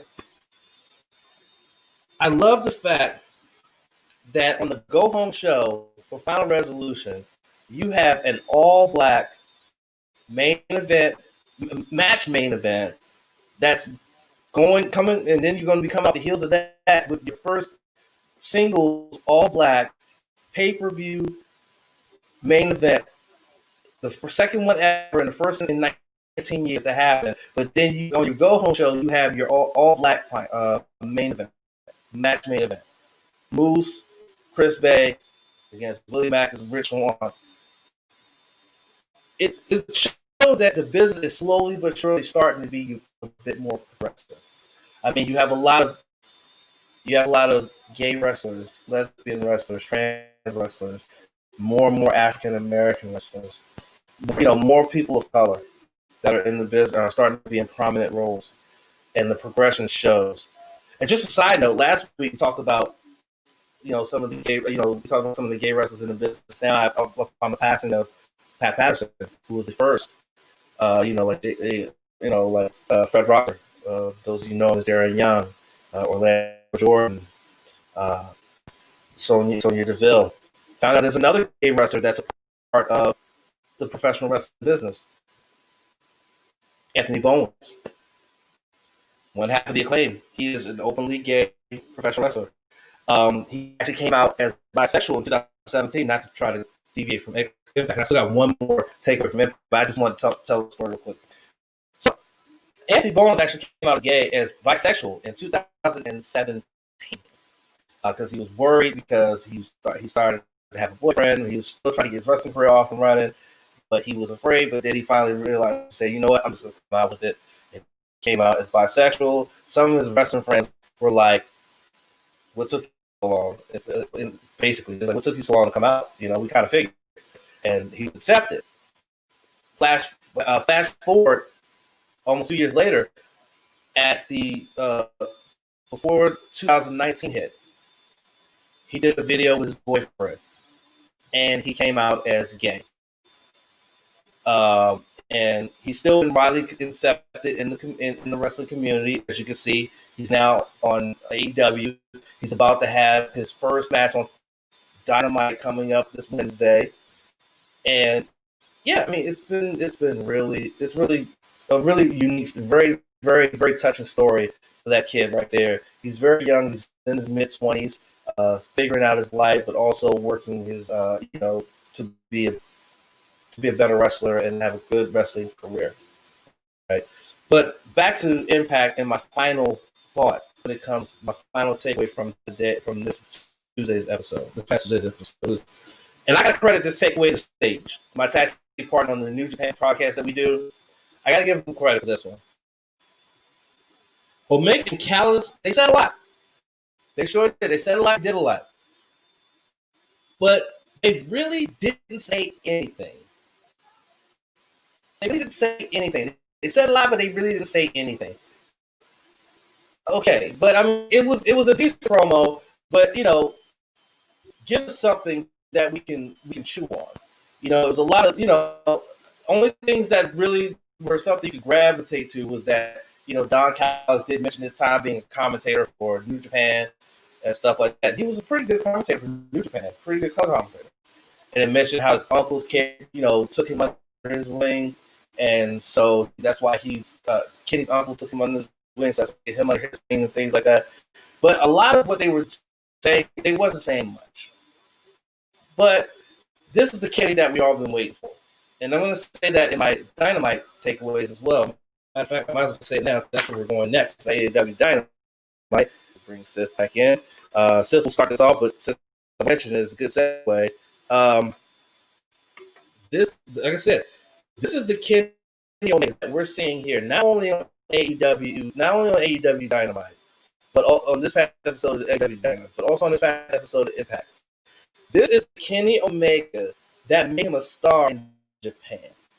This exact attitude, this way he moves and how he carries himself, this is what made him the star that he was in Japan as part of the Bullet Club. The early days of the Bullet is as the club. And so when he was a junior, before he moved up, and so this is what's going to make this heel turn a lot better, right? So just keep an eye on that one. But I yield the floor to Sith to give his takeaways from Dynamite, and then I'll get the rest of mine. So Sith, it's on you. AEW Dynamite. We're on Wednesday, and we need to pull the pot over here for a minute, fam. We do. Why in the entire fuck are you having the Hybrid 2 entrance without their theme music, the whole 9 yards? I get it. The Young Bucks are the champions, they're EVPs, the whole 9 yards. The Hybrid 2 aren't fucking jobbers. They are a major contending threat to the tag team championships, and you're treating them like jobbers. Just trash. I would love to see the Acclaimed take a step up in the division and go up against SCU. That would make a really, really good building rivalry for those guys. It's like what I've said. You don't want your teams to jump straight up to the top. Same thing with talent. You just don't go straight up to the top for a title. Build your way up. The way for the Acclaim to build their way up, SCU. And take away from Sting talking to Cody. After a certain line from Sting talking to Cody, when he said, "See you around, kid," some people were calling for the Joker Sting to show up. That was in TNA. I don't see it happening, y'all. What I do see, though, is a possible program with one Darby Allin, though, or being his mentor, as Darby is a lot like Sting, but much riskier. The Blondes are very much up and coming, but it's really good to see FTR bounce back from their loss. Their match was solid with the Varsity Blondes, and Jurassic Express, they want some of that smoke. That'd be cool. Yo, Hangman. Look, man, you say it's only one match with the Dark Order, but remember, we usually get what we want in the Dark Order. Join the Dark Order. Join us. Okay, I'm done with that part right there. 10 had a decent showing, but I don't think Dustin joins the Dark Order. Wow. I see the build that they're trying to do with Shaq versus Cody. I get it. But I need to see more. I do. I do think the Inner Circle is eventually headed for a breakup with MJF, but the seeds are slowly being planted. Okay? People don't understand this. You have to have solid storytelling. And that's what you have here, is a very solid story being planted here. Abaddon deserved better than a squash match versus Tisha Price. Yeah, the fireworks after the match were definitely important with Hikaru Shida coming to the rescue. But I got a question. What if Abaddon were to join the ranks of the Dark Order? That would be insane. That would be like totally wild. I mean, Don Callis and Kenny Omega had me in tears from laughing. Because, okay, to put it in WWE terms, for those who aren't watching AEW, think of Don Callis as an advocate. Okay? But Kenny Omega, He's gold on the mic. You're starting, as Champ said, you're starting to see the Kenny Omega that was in New Japan, that formed the fucking Bullet Club in New Japan Pro Wrestling. He doesn't need Don Callis as an advocate. But that was just lit. I have to eat crow tonight. I ate crow Wednesday night because I stand corrected. MJF won the Dynamite Diamond Ring again. But against Orange Cassidy, and again, it helps build more. I think the end game for Miro, Kip Sabian, Best Friends, Penelope Ford, Orange Cassidy, I think all of that accumulates probably next month. I said probably next month. I don't think they're going to build enough out to drag it out to Revolution out in February, but you never know. But all in all, Dynamite was good. I'm going to turn it over to Champ, who I'm sure is going to get his shit off. But man, I would love to see Abaddon join my Dark Order, though. That would be wild. I don't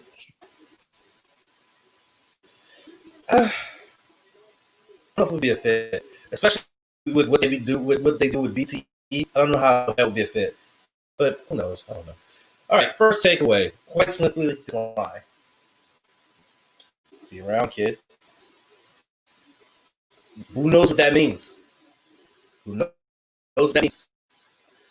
But Sting said a lot in just those words. Sting said a lot. So there you go. I just want to ask AEW, whoever runs the tag team division, don't bury TH2. They're just a really good tag team, and I think that they continue to be a good tag team. Not too close to the top, but just hang around there. They're a really good tag team. Don't bury them. So Uno trying to prove Dustin the WCW records. It didn't dawn on me until I saw it somewhere, and I was like, oh shit, that's right.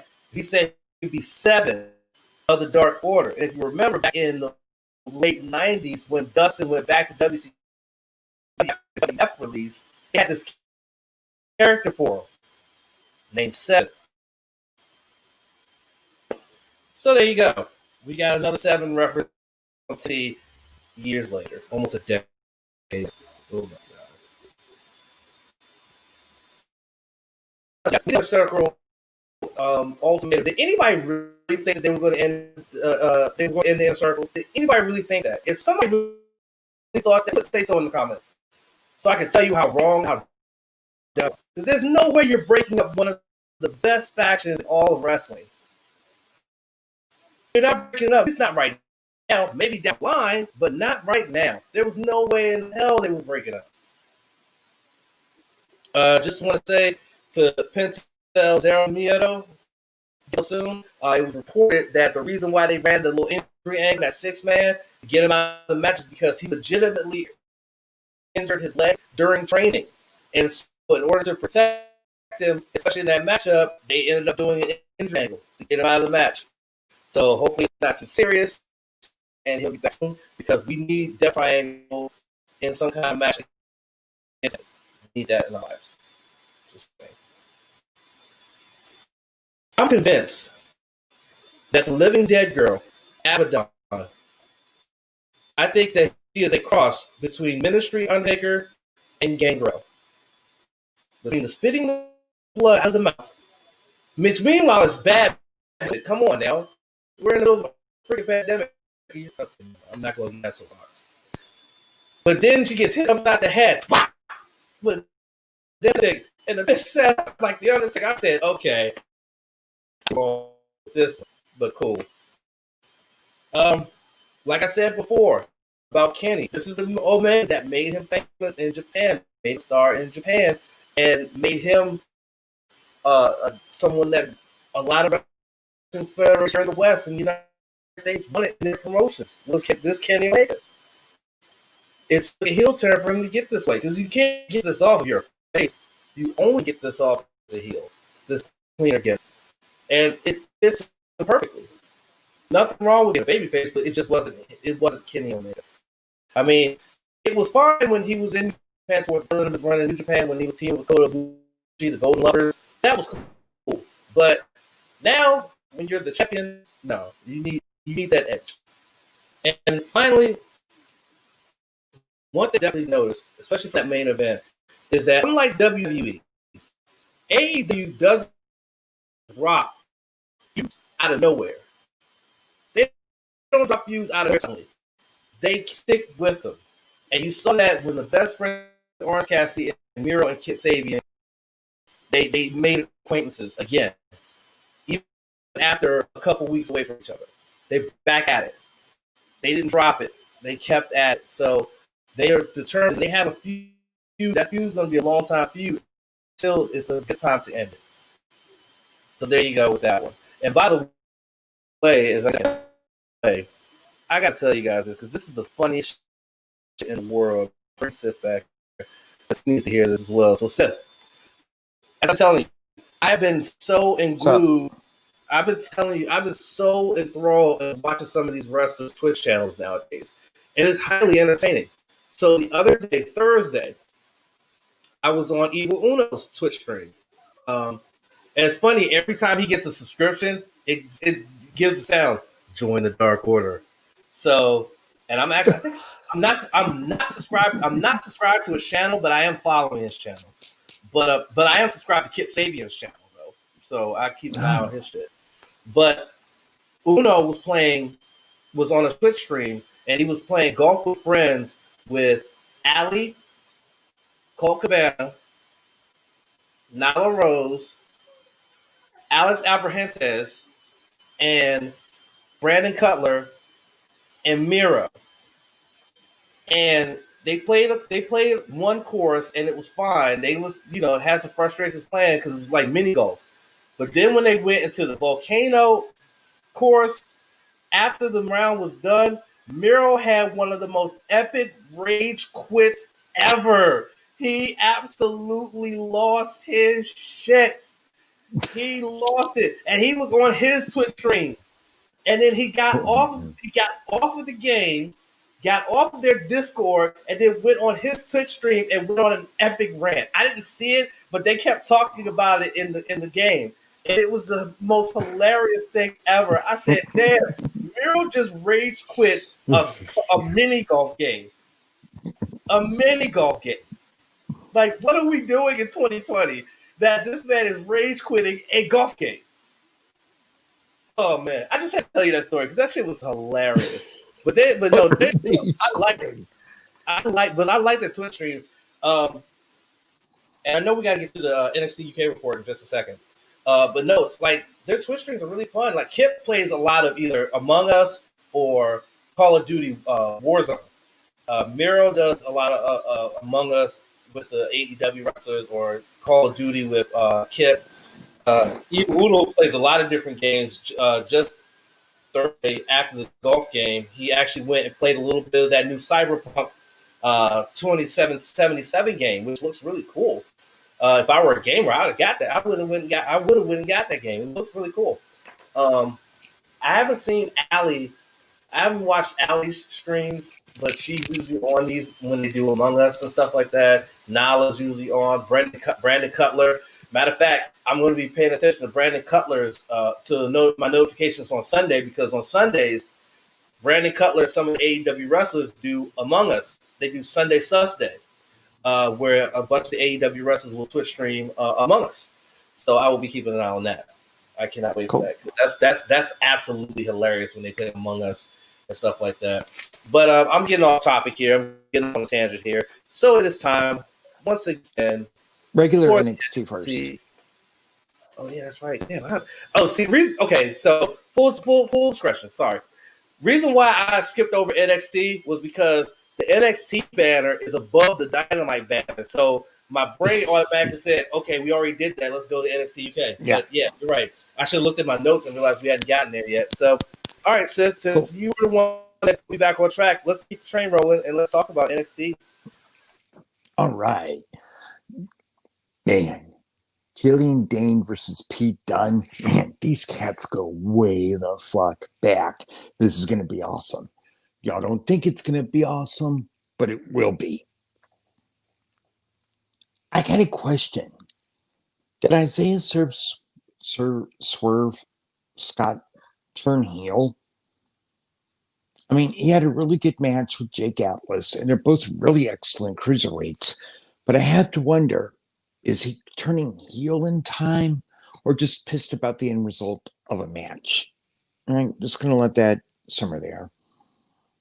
Well, Finn Balor's got a line of challengers up. Karrion Kross, Damian Priest, Kyle O'Reilly, Pete Dunne. I'm hip. Okay, another what the fuck moment here. Why in the fuck did Everrise and Imperium get jobber entrances? Or you don't send in two solid teams, former champions, as jobbers, no matter who they're facing in a triple threat. You don't. And by the way, it's great. I said it last week. It's great to have the grizzled young veterans back. They're awesome. Ember Moon versus Io Shirai versus Toni Storm. Oh, I'm here for that. That's going to be straight fire. Sign me up for that. Ciampa versus Thatcher is far from over. But Cameron Grimes, come on, man. Come on. I love your work, man. But you got to stay out of Ciampa's business, man. You really do. And now you're talking down Thatcher? Dog. Just stop or quit while you're ahead. Good news is that Raquel Gonzalez is laser focused on the NXT Women's Championship, as she should be. She was the winner coming. She got the pinfall win out of WarGames. Champ predicted it on our live stream that Raquel Gonzalez would be the next contender for Io Shirai. So there you go. Austin Theory, you got to learn, adapt fast to the Gargano way. But I do like this stable, though, okay, of Johnny Gargano, Candice LeRae, Andy Hartwell, Austin Theory. I like this stable. And show of hands, who's happy that Karrion Kross is healed and back? Yeah, this guy right here. As I said earlier, Dane and Dunn have had a long history, so it makes sense for these guys to get back together again and have some amazing matches. Maybe I was wrong about Rhea Ripley's appearance at WarGames being a last hurrah. Maybe she's not going to the main roster, at least not yet. We shall see. But the main event was actually solid. Note to AEW, gonna toss it to Champ in a second. But note how NXT had the main event and it was women's and it was a solid match. Do that with don't have a co-main event on Dark featuring women.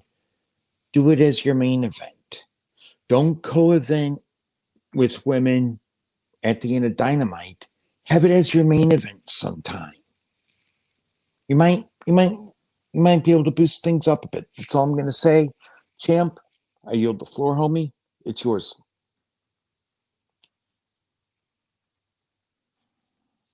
All right, man. I was watching a video and my brother posted it about these idiots, these idiots known as Proud Boys in my city acting a fool, whatever.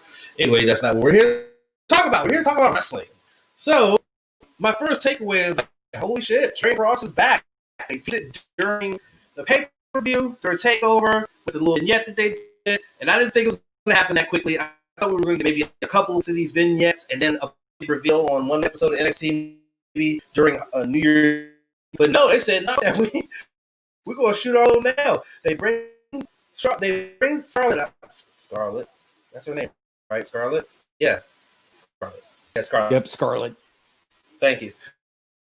Scarlett out. So there was a tease that, of course, Karrion Kross wants the title back that he never lost. He had to relinquish it. But then they have Damian Priest get Karrion Kross after Priest made a slick comment about him, and then he got caught slipping. So there you go.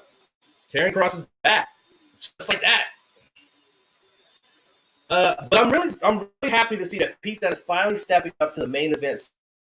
You know, it's been too long. The man went and basically reinvented himself body wise. Like, he's much more slimmer and cut, and I think he's ready for that main event scene now.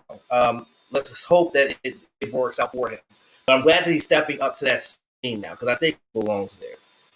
I mean, you really don't have a lot there, so I think you need somebody that could really give a good, pretty strong match with Finn Balor like a Pete Dunne. So my question is, Sid posed a question earlier, did Swerve turn heel? So I have to ask a different question. Is Swerve becoming 205 Live's version of the Big Show, where he turns more than anybody? Like, quickly turn, like, it'll be a heel one day, and then days later he's a face, and he flip-flops like that? Is Swerve becoming that? I feel like he is. I really feel like he is. Sip had an issue with the entrances for the triple threat tag match. I kind of did too, but that wasn't my takeaway from there. My takeaway was actually that you got to see a showcase of who right now are the top 3 teams on the NXT brand that are top contenders for the tag titles held by Oney Lorcan and Danny Burch. Those are your 3 top contenders right there: Imperium, the Grizzled Young Veterans, and Everrise. Yes, I said Everrise because now people are going to start taking them seriously. They need to. This right here was the epitome of a stereotype that seems to continually get promoted. I don't have a problem with you. I just don't like you. That was what Io Shirai said to Toni Storm when she went out to Toni Storm, and that reinforced that stereotype that women just don't like each other. They just don't like each other. She went up to her and said a bunch of stuff, and then said, "I don't have a problem with you. I just don't like you," and just hauled off and stole her. Like, come on, fam. Again, we want to send out best wishes to those who were severely hurt in that WarGames match, including Candice LeRae, who will be out for a while with a broken arm. Bobby Fish, who, as we just mentioned, had surgery and basic surgery on his triceps tendon. He'll be out for about a couple months, and everybody had bumps and bruises and things of that nature. And fair play. This isn't one of my takeaways, but just popped in my head. Fair play to Pat McAfee, showing how much of a professional he is. He showed up to his podcast in a neck brace, selling a match. That's how you do it, Pat. Pat is deaf. That's why he got high praise from CM Punk. Because he is far and away is showing how much of his character is so much better than a lot of these characters around here. From his promo, his in-ring work is better than people thought it was. And the fact that he went to his own podcast and sold the fact that he was in one of the most grueling matches of in anybody's career. Big ups to Pat. And then, okay, my next takeaway. Why got a couple more? Yay! My next takeaway. So I guess that rocket ship that was going straight to the moon. Well, I guess the launch got scrapped. Sorry, Grimes. Sorry. But I'm sure it'll come back. I'm sure they'll reschedule the launch. You'll end up in the moon sooner rather than later. Who knows? I don't know. I'm very convinced. I just said that, Dunn is making that step up to the main event. And then as the show went on, I'm realizing when he went up against Killian Dane that he is so ready for that main event scene. He is ready for the main event scene. And finally, I love the fact that the women closed out the show. They closed out the show the right way. But they also closed out the show in a weird way. Because again, Raquel Gonzalez just established herself as the next challenger for Io Shirai's championship. But then, why is Rhea Ripley getting in her face again?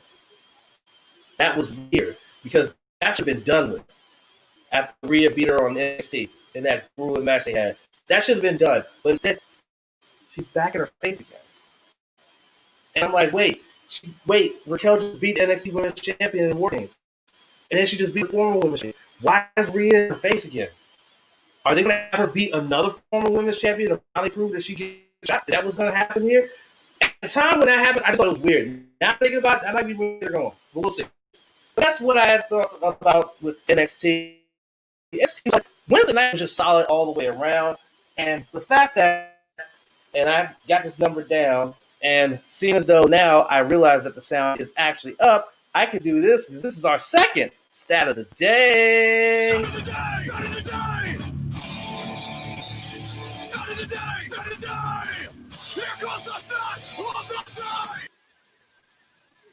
This past Wednesday night, 1,654,000 people tuned in to watch wrestling on a Monday night, with AEW coming 5,000 viewers away from hitting 1 million for the show. They ended at 995,000 viewers. NXT had 659,000. This was a blowout in terms of Wednesday Night Wars. But again, the real number we're looking at, 1,654,000 people watched professional wrestling on a Wednesday night. And that is your stat of the day. Stat of the day! Stat of the day! Stat of the day! Stat of the day! Here comes the stat of the day! Champ, Unbelievable. Yes. you have weeks where they run kind of neck and neck. You have weeks like this week, though, where Dynamite just destroys NXT in the ratings. I mean, man, this wasn't even close. Although both were solid shows. But,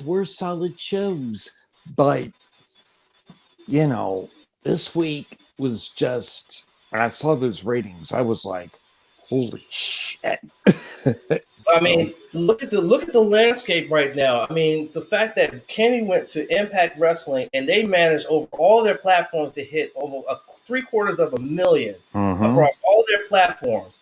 I mean, Raw's ratings is going to be Raw's ratings because that show can't get out of its own way.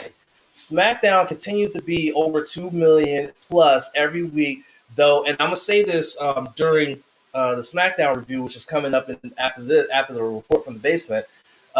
Their ratings are going to be what they are.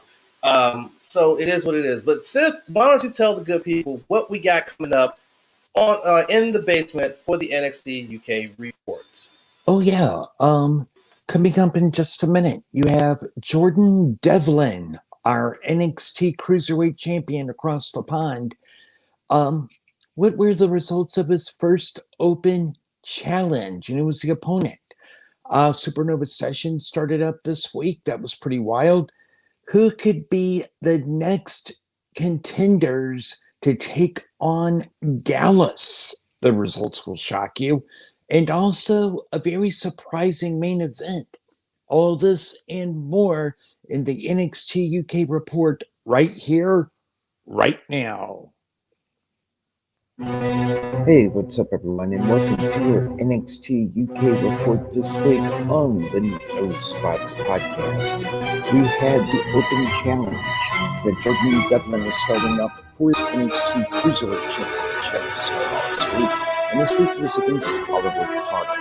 It was a great way to start off Open Challenges as Devlin won after opposing Lana and Devlin's. Supernova Sessions with Warren Garster this week, and this week's interview was with A-Kid, which was a very intriguing interview. But it all ended when Kevin Bates showed up after Warren Gar tried to take credit for being a friend and mentor to A-Kid. The Hunt with Eddie Dennis, after having a demand for a tag team title shot against Gallus, they're getting it next week for the NXT UK Tag Team Championships. Xia Brookside lost to Ira Dawn thanks to the Enziguri after a distraction from the Sanders. In the Heritage Classic main event, A-Kid successfully defended the cup against his mentor and friend, Tyler Bate, in a 6-round epic match. First 2 rounds, it was a draw. Round 3, Tyler Bate gets the ball pinned to take a 1-0 lead. Round 4 gives a draw. Round 5, A-Kid nailed the ties things up. In round 6, A-Kid gets the ball pin after Bate got another relentless submission. A-Kid retains your heritage card. And that is your NXT UK report for this week here on the No Spots Podcast. Stay tuned every week at this time for NXT UK reports on the No Spots Podcast from the base. All right. A lot to unpack there. A lot to unpack there. First off, Jordan Devlin is just such a petty fucking dude, man. Let me tell you, that dude is fucking petty. The way he wrestled, he's just a petty. You hear me? He is a petty dude. Norm Dar made me uncomfortable during that Supernova sessions. He made me uncomfortable because when AK came on, he asked him, habla inglés. And I said, dude, that's so racist. That's so fucking racist. It made me uncomfortable. And then he doubled down on it when Bate came out and said, well, you don't speak very good English. You probably don't understand what's going on. I said, no, that's racist, dude. Oh, that made me so uncomfortable. I'm like, your debut show, and you broke out. You went racist twice. Not once, no, twice on purpose. I'm like, nah, fam. I don't know how long this is going to last. I really don't. Especially if you have somebody else on there that's not from the UK or any place like that. I don't know how long it's going to last if he keeps making those kind of saying that kind of stuff. And whoever wrote that for him needs to be reprimanded and or fired because that was absolutely racist. Absolutely racist. Okay, but casting that to the side, when they made the matchup, it was like, wait, okay, so he's going to actually defend that cup now. It's not just he won it and then next year they're going to do it again. No, he's going to actually defend that fucking cup. I'm like, okay, cool. What else happened? The women I really love the NXT UK women's division. I really love their women's division. I do. I think it's a really wonderful division. I do. And they have a lot of compelling stories. They do. I just love it. Shit, man. I know there was another match in there. I'm just not remembering it. Saxton Huxley is a maniac. He's a fucking maniac. Somebody put that fucker in a straitjacket. Shit. What was the other match before A-Kid and Bate? There was another match. I know there was an announcement. The announcement that. And I have a question for you, champ. Yeah. Next week, Hunt with Eddie Dennis versus Gallus. Who you got? The Hunt. Dog. I'm not quite ready to pull the trigger on the Gallus boys quite yet. I'm sticking with Gallus. I think the Hunt wins so they can get a shot at the titles, and then Gallus beats them to keep the titles. Cool. That worked. So, but I can easily go with Gallus, but I just think that's just a play. They've made this big heel turn. They've already vanquished their foe and Morgan Webster and Mark Andrews. So why not? So there you go. But then the A-Kid and Tyler Bate, listen, man. I think they really tore it up, even with the fact that they have limited time. They only have 3 minutes per round. But they really told a good story with that match. And I really enjoyed the fact that, Tyler Bate showed his respect as, his mentor. He helped him out when he first got to NXT, all this good stuff. Loved it. Loved all of that. So, fair play to them. Great job, guys. So another good episode of NXT UK. I didn't watch it until Friday. That's funny. I didn't watch it Friday. But I still watched it, and I enjoyed it. I'm watching every week. All right, let's talk about Smackdown. Smackity down. Seth, you know what to do. Oh, yeah. Okay, the contract signing. This was an intriguing setup because the old adage of don't kill the messenger? Well, Sasha decided to beat up the messenger. And by the way, I like the Thunderdome setup in the outdoor setting. That was well played. They're now at Tropicana Field until at least March. which is the home of the Tampa Bay Devil Rays. So really good setup there. I'm going to say it again. Do not fuck over Sasha Banks next Sunday. Although I think they will. I'm just saying. Ziggler versus Montez Ford. This was a really good setup. Because as Champ and I have both alluded to, your next tag team contenders for SmackDown will be Robert Roode, Dolph Ziggler, Rudolph. See what we did there? So the outside interference loss doesn't hurt Ford or the Street Profits. For those saying hurt it, no, y'all don't know how to book shit. Just saying. Man, Sami Zayn was on his Rodney Dangerfield shit. I get no respect. And it helps build Sami as an arrogant heel.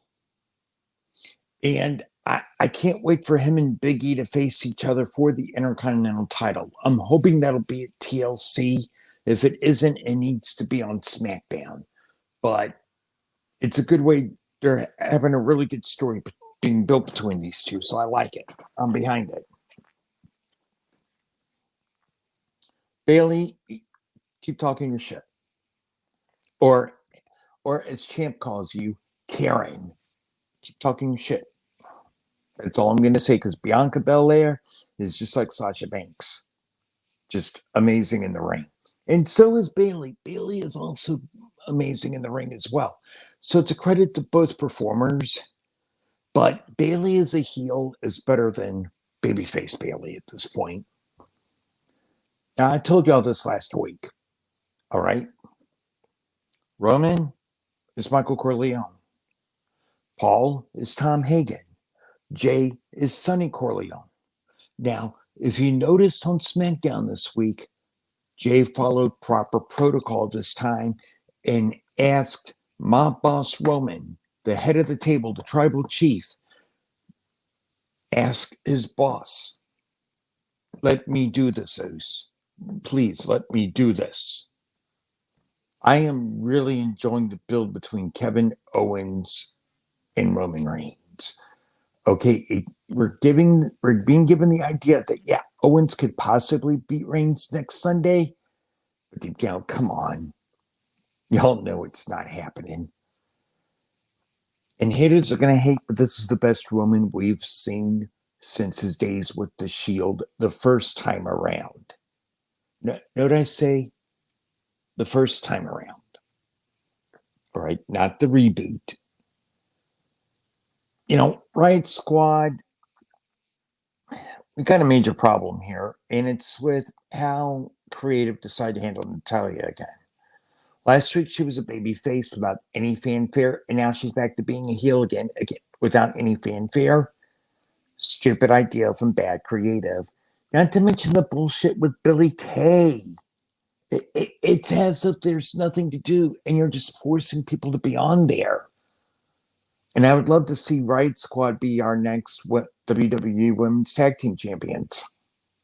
I think that would be the team to beat right there. I think Alpha 2.0 has a little bit of promise.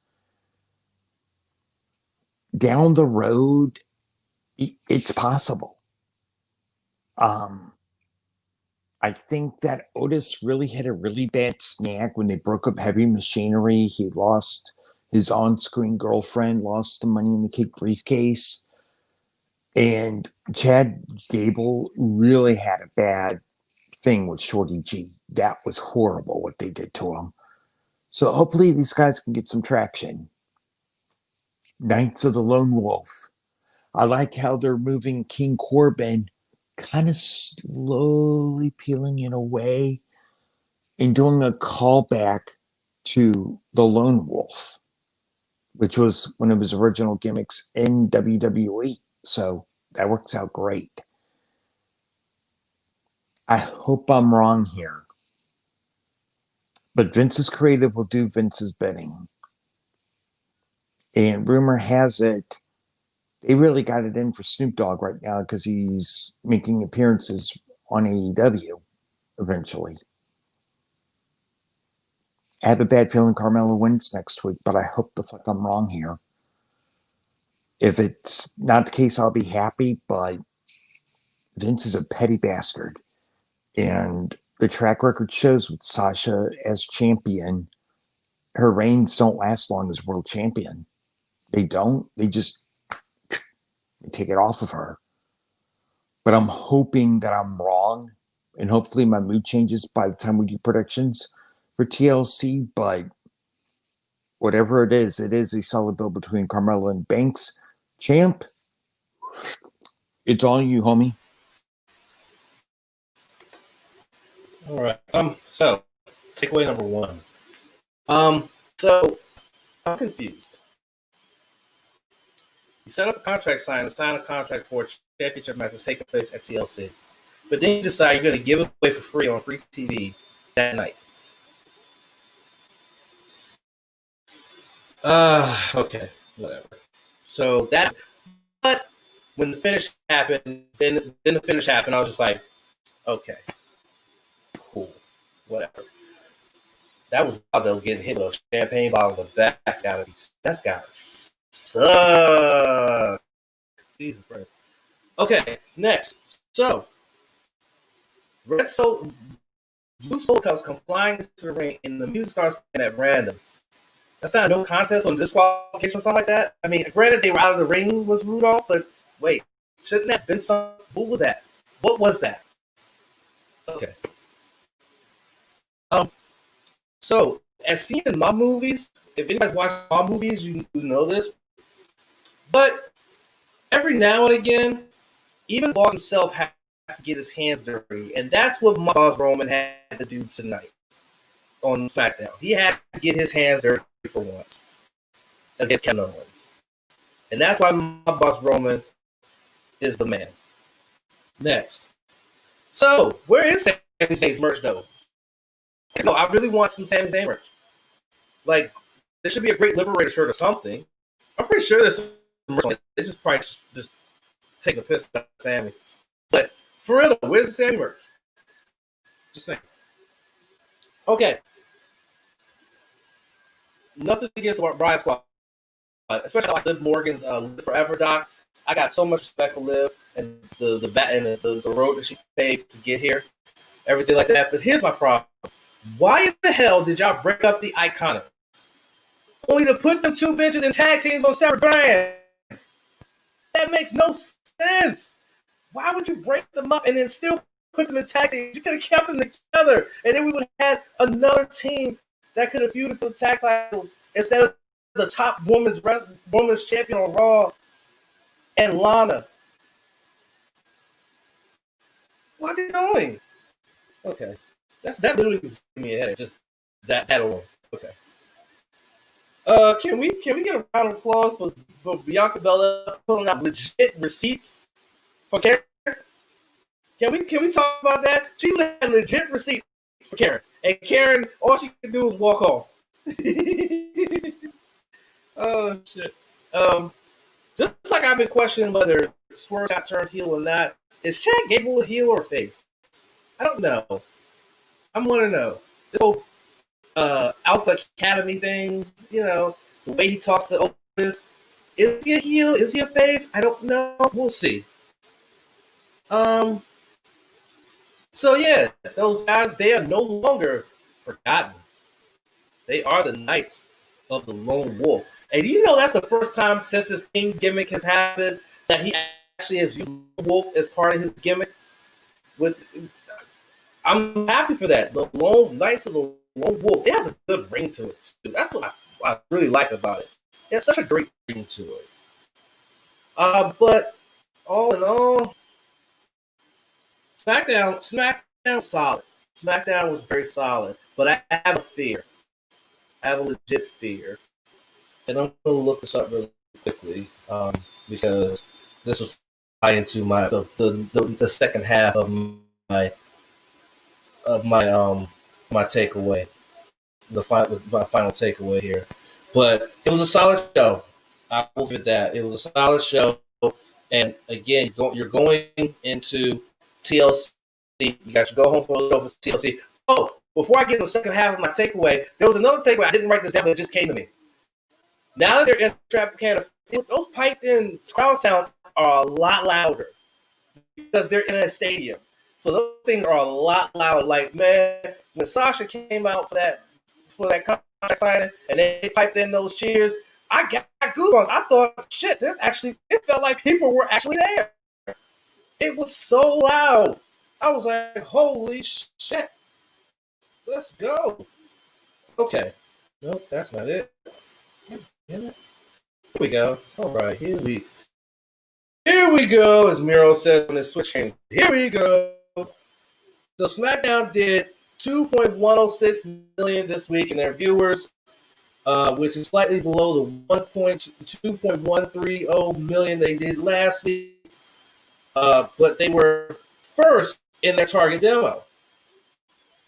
They were going up against Shark Tank 2020, MacGyver, Magnum PI, the season premiere Blue Bloods, The Weakest Link, and Deadline NBC.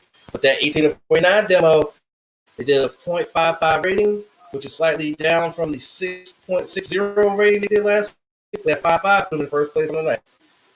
But to go back to my other take about the solidness of Raw, SmackDown, pause. SmackDown was solid. My fear is that next week they're going to be on FS1 because of college football, which means their ratings are probably going to suffer. And they're going to probably suffer very, very badly. Because last time they were on FS1 was for the World Series. They couldn't even break 1 million. And this is a show that averages over 2 million a week. They went to FS1 that one night because of baseball, and they couldn't even break 1 million. So that worries me a lot. That they're going to go over FS1, and their rating is going to tank because not a lot of people watch or have FS1. It is what it is.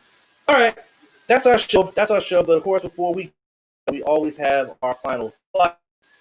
And we have our final thoughts and our plugs for what we got going on for the week. Sid, any final thoughts before you plug your show? Yeah. If you're watching this or listening, if you're watching this live on the live streams, join Camp 755 Final Resolution. Sid, I asked you for your final thoughts before you plug things. What final thought you want to get to people before we move on? Yeah. I don't understand how SmackDown can be solid week in and week out, but yet Raw is still regarded as the flagship. Yeah, I just don't get it, especially when NXT is even better than Raw. I mean, it's like this struggle. And I don't want to hear, well, it's the executive director. Sorry, wrong answer. SmackDown has the same executive director as Raw. Bruce. It's just bad. And Champ, I have something to tell you. Yeah. With the exception of one match tonight, guess what?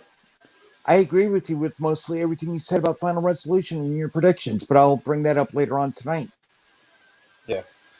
And my final thought, my final thought, is not really wrestling related. As many of you guys know, 2 weeks ago, I lost a very close friend of mine to COVID-19. AJ Meacham, all known in his wrestling name of AJ. And yesterday, Friday, I had one of the first and most of my adult life. I actually had to watch a funeral on my phone because COVID-19. The only family were allowed to be in for the service, socially distanced, having to wear masks. But the wake was open to everybody, basically everybody that knew AJ. It was open, and I really wanted to do that, but unfortunately, with me living all the way out here in Virginia and still working, I was still supposed to be online. I would have been gone over 2 hours because I would have drive 45 minutes there just to be there for 10 minutes to see his body, chat with his wife, chat with friends that were there, and then go back home, and then another 45 minutes back home. It just was, it just wouldn't have made any sense on my side.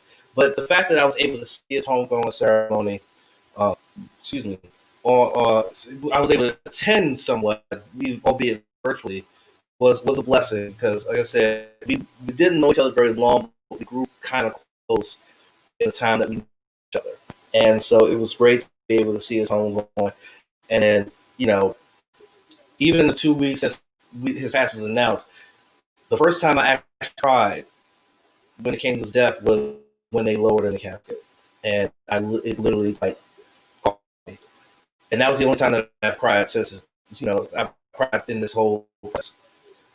So my final thought is that always remember that people grieve differently. Don't ever try to tell somebody how they should grieve. If someone lost a parent 15 years ago and they're grieving that, let them grieve. Because losing somebody that you're close to never goes away. To this very day, I lost my grandfather in 2011. I lost my aunt and my grandmother in the same year, in 2012. Those losses still hurt almost 10 years later. Those losses still hurt, especially my grandmother and my grandfather, because they never got a chance to meet Junior, their great-grandson. Never got the chance. So when someone is mourning somebody, whether it was just recently or whether it's been 10, 20 years ago, let them mourn the way they want to mourn. That's all I got for that. All right, Seth, what are you talking about in the basement on Sunday? 15 worst films of all time. Okay. Oh, God, there's some shit movies on this list, man. We got Song of the Day. We've got Q&A. And I really get my shit off on this whole Disney announcement. And I will not be co-hosting tonight, but I will be in the live chat with Champ in about an hour and a half. Yep. So again, like I said, for those listening on the audio, you can actually go back and the live stream video of the reaction will be on our Facebook and YouTube channel. If you're listening to audio and didn't watch the live stream, so you want to go back and watch it, go check that out and watch along with stuff like that. But that live stream will be taking place at 7:55 Eastern Standard Time tonight for the live stream, which by looking at it is nobody. So we're basically just talking about those. But anyway, but of course I will be on Sports on the Hill podcast again on Monday as contributing to as a contributor. As I believe, I don't know what the show's gonna be about. I know that the Washington have a game against San Francisco on Sunday in Arizona due to COVID-19 restrictions in Santa Clara. So they're playing in Arizona for the second time this year, and I'll be likely on to talk about that. We'll just talk. I'll find out from Robbie and then when it comes out. But I will be on Sports on the Hill podcast this coming Monday. So check me out 8 p.m. Eastern on Sports on 28 on Sports on the page as well as YouTube and Facebook pages for Carol Porter III, that guy. So yeah. But that's all we got for this show. Nice smooth show right here. Can't wait for Impact Final Resolution. Because like I say, even their non-big pay-per-views are still good. So that's what makes Impact so good. So I can't wait to check it out tonight. And we will talk to you guys next week. Oh, don't forget, on Monday, we will have the final episode of The Rewind. Me and Sage are going to be over the top when it comes to talking about the final, that Best of Super Junior final. Because my goodness, as well as Super J Cup, we expect a lot of good things from Super J Cup. But that's it. That's all. We will talk to you guys next week where we will preview WWE TLC 2020. Take care and see you later. Peace out.